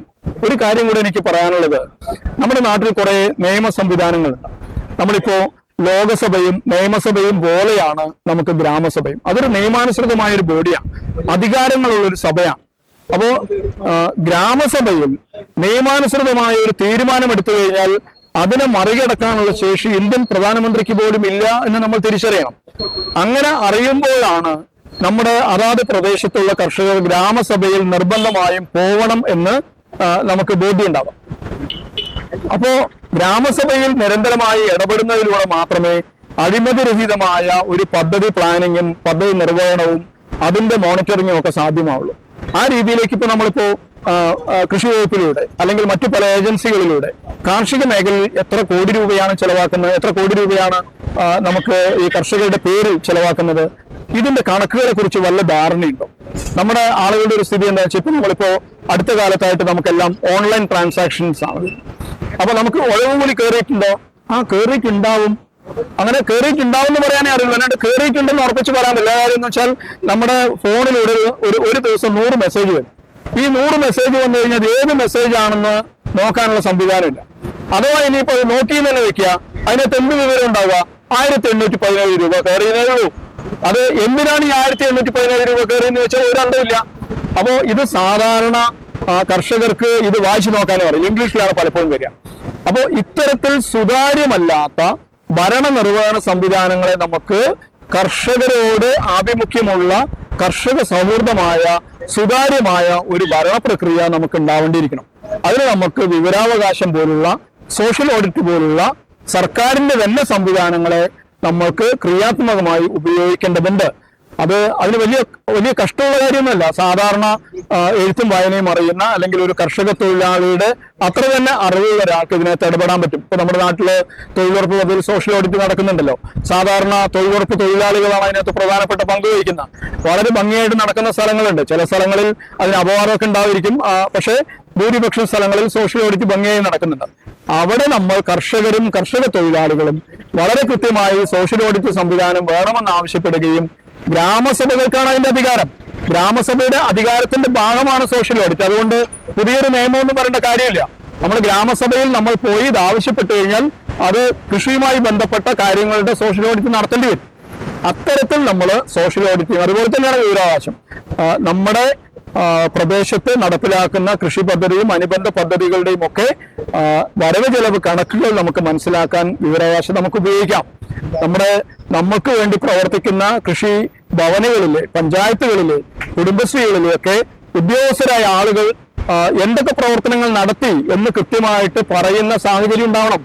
നമ്മളിപ്പോ ഗ്രാമസഭകളിലൊക്കെ നമുക്ക് കഴിഞ്ഞ 3 മാസക്കാലം കൃഷി വകുപ്പുമായി ബന്ധപ്പെട്ട ആളുകൾ, അല്ലെങ്കിൽ കൃഷി പദ്ധതിയുമായി ബന്ധപ്പെട്ട ആളുകൾ എന്തൊക്കെ പ്രവർത്തനങ്ങളാണ് നടത്തിയത്, എന്തൊക്കെ നേട്ടങ്ങൾ ഉണ്ടാക്കി, എന്തൊക്കെ പരാജയങ്ങൾ സംഭവിച്ചു, ഇനി നമ്മൾ എന്ത് ചെയ്യണം എന്നൊക്കെ പറയാൻ ബാധ്യസ്ഥരാണ് ഗ്രാമസഭയിൽ. പക്ഷേ നമ്മുടെ നാട്ടിൽ ഇതൊന്നും നടക്കുന്നില്ല എന്നുള്ളത് ഒരു യാഥാർത്ഥ്യമാണ്. എന്തുകൊണ്ട് നടക്കുന്നില്ല? നമ്മൾ ആവശ്യപ്പെടാത്തതുകൊണ്ട് നടക്കുന്നില്ല. നിയമ സംവിധാനത്തിൽ നമ്മുടെ ഒരു കേന്ദ്ര നിയമത്തിന്റെ ഭാഗമായിട്ടാണ് പഞ്ചായത്തി രാജ് സംവിധാനം നമ്മുടെ കേരളത്തിലുള്ളത്. അതുകൊണ്ട് ഈ നിയമ സംവിധാനങ്ങൾ, നമുക്ക് അനുകൂലമായ നിയമങ്ങളെ, പദ്ധതികളെ നമുക്ക് കൃത്യമായിട്ട് ഉപയോഗിക്കാനും പ്രയോജനപ്പെടുത്താനും നമ്മൾ വളരേണ്ടതുണ്ട്. കർഷകർ ഉയർന്ന് ചിന്തിക്കുകയും നമ്മൾ ക്രിയാത്മകമായ പദ്ധതികളിലൂടെ മുന്നോട്ട് പോവുകയും ചെയ്യേണ്ടതുണ്ട്. വളരെ ശക്തമായ ഒരു ഇടപെടൽ കൊണ്ട് നമുക്കിതിനൊന്നും വലിയ ആൾക്കൂട്ടമല്ല ആവശ്യം, നമുക്ക് അറിവും കഴിവുമാണ് ആവശ്യം. ആ രീതിയിൽ കർഷകരെയും കർഷക തൊഴിലാളികളെയും ഒക്കെ അറിവും കഴിവുമുള്ള ആളുകളാക്കി മാറ്റി നമ്മുടെ പ്രാദേശിക ഭരണ സംവിധാനത്തിലും സർക്കാരിന്റെ വിവിധ തലങ്ങളിലുള്ള പ്രവർത്തനങ്ങളെയും ഒക്കെ ജനകീയ മോണിറ്ററിംഗ് നടത്താൻ നമ്മൾ തയ്യാറാവണം. അതിന് നമ്മുടെ പ്രവർത്തകരെ സജ്ജമാക്കണം എന്നാണ് എനിക്ക് ഈ അവസരത്തിൽ മറ്റേ പാടശേഖര സമിതി കോർഡിനേഷൻ കമ്മിറ്റി വേണമെന്നത്തുള്ള അവരിതിൽ പങ്കെടുക്കുന്നുണ്ട്. ദേശീയ കർഷക സമാജത്തിന്റെ ആൾക്കാർ ഇതിൽ പങ്കെടുക്കുന്നുണ്ട്. അങ്ങനെ അറിയപ്പെടുന്ന കർഷക സംഘടനകളുടെ നേതാക്കന്മാര് ഈ പരിപാടിയിൽ 5 ദിവസങ്ങളിലായി പങ്കെടുക്കും.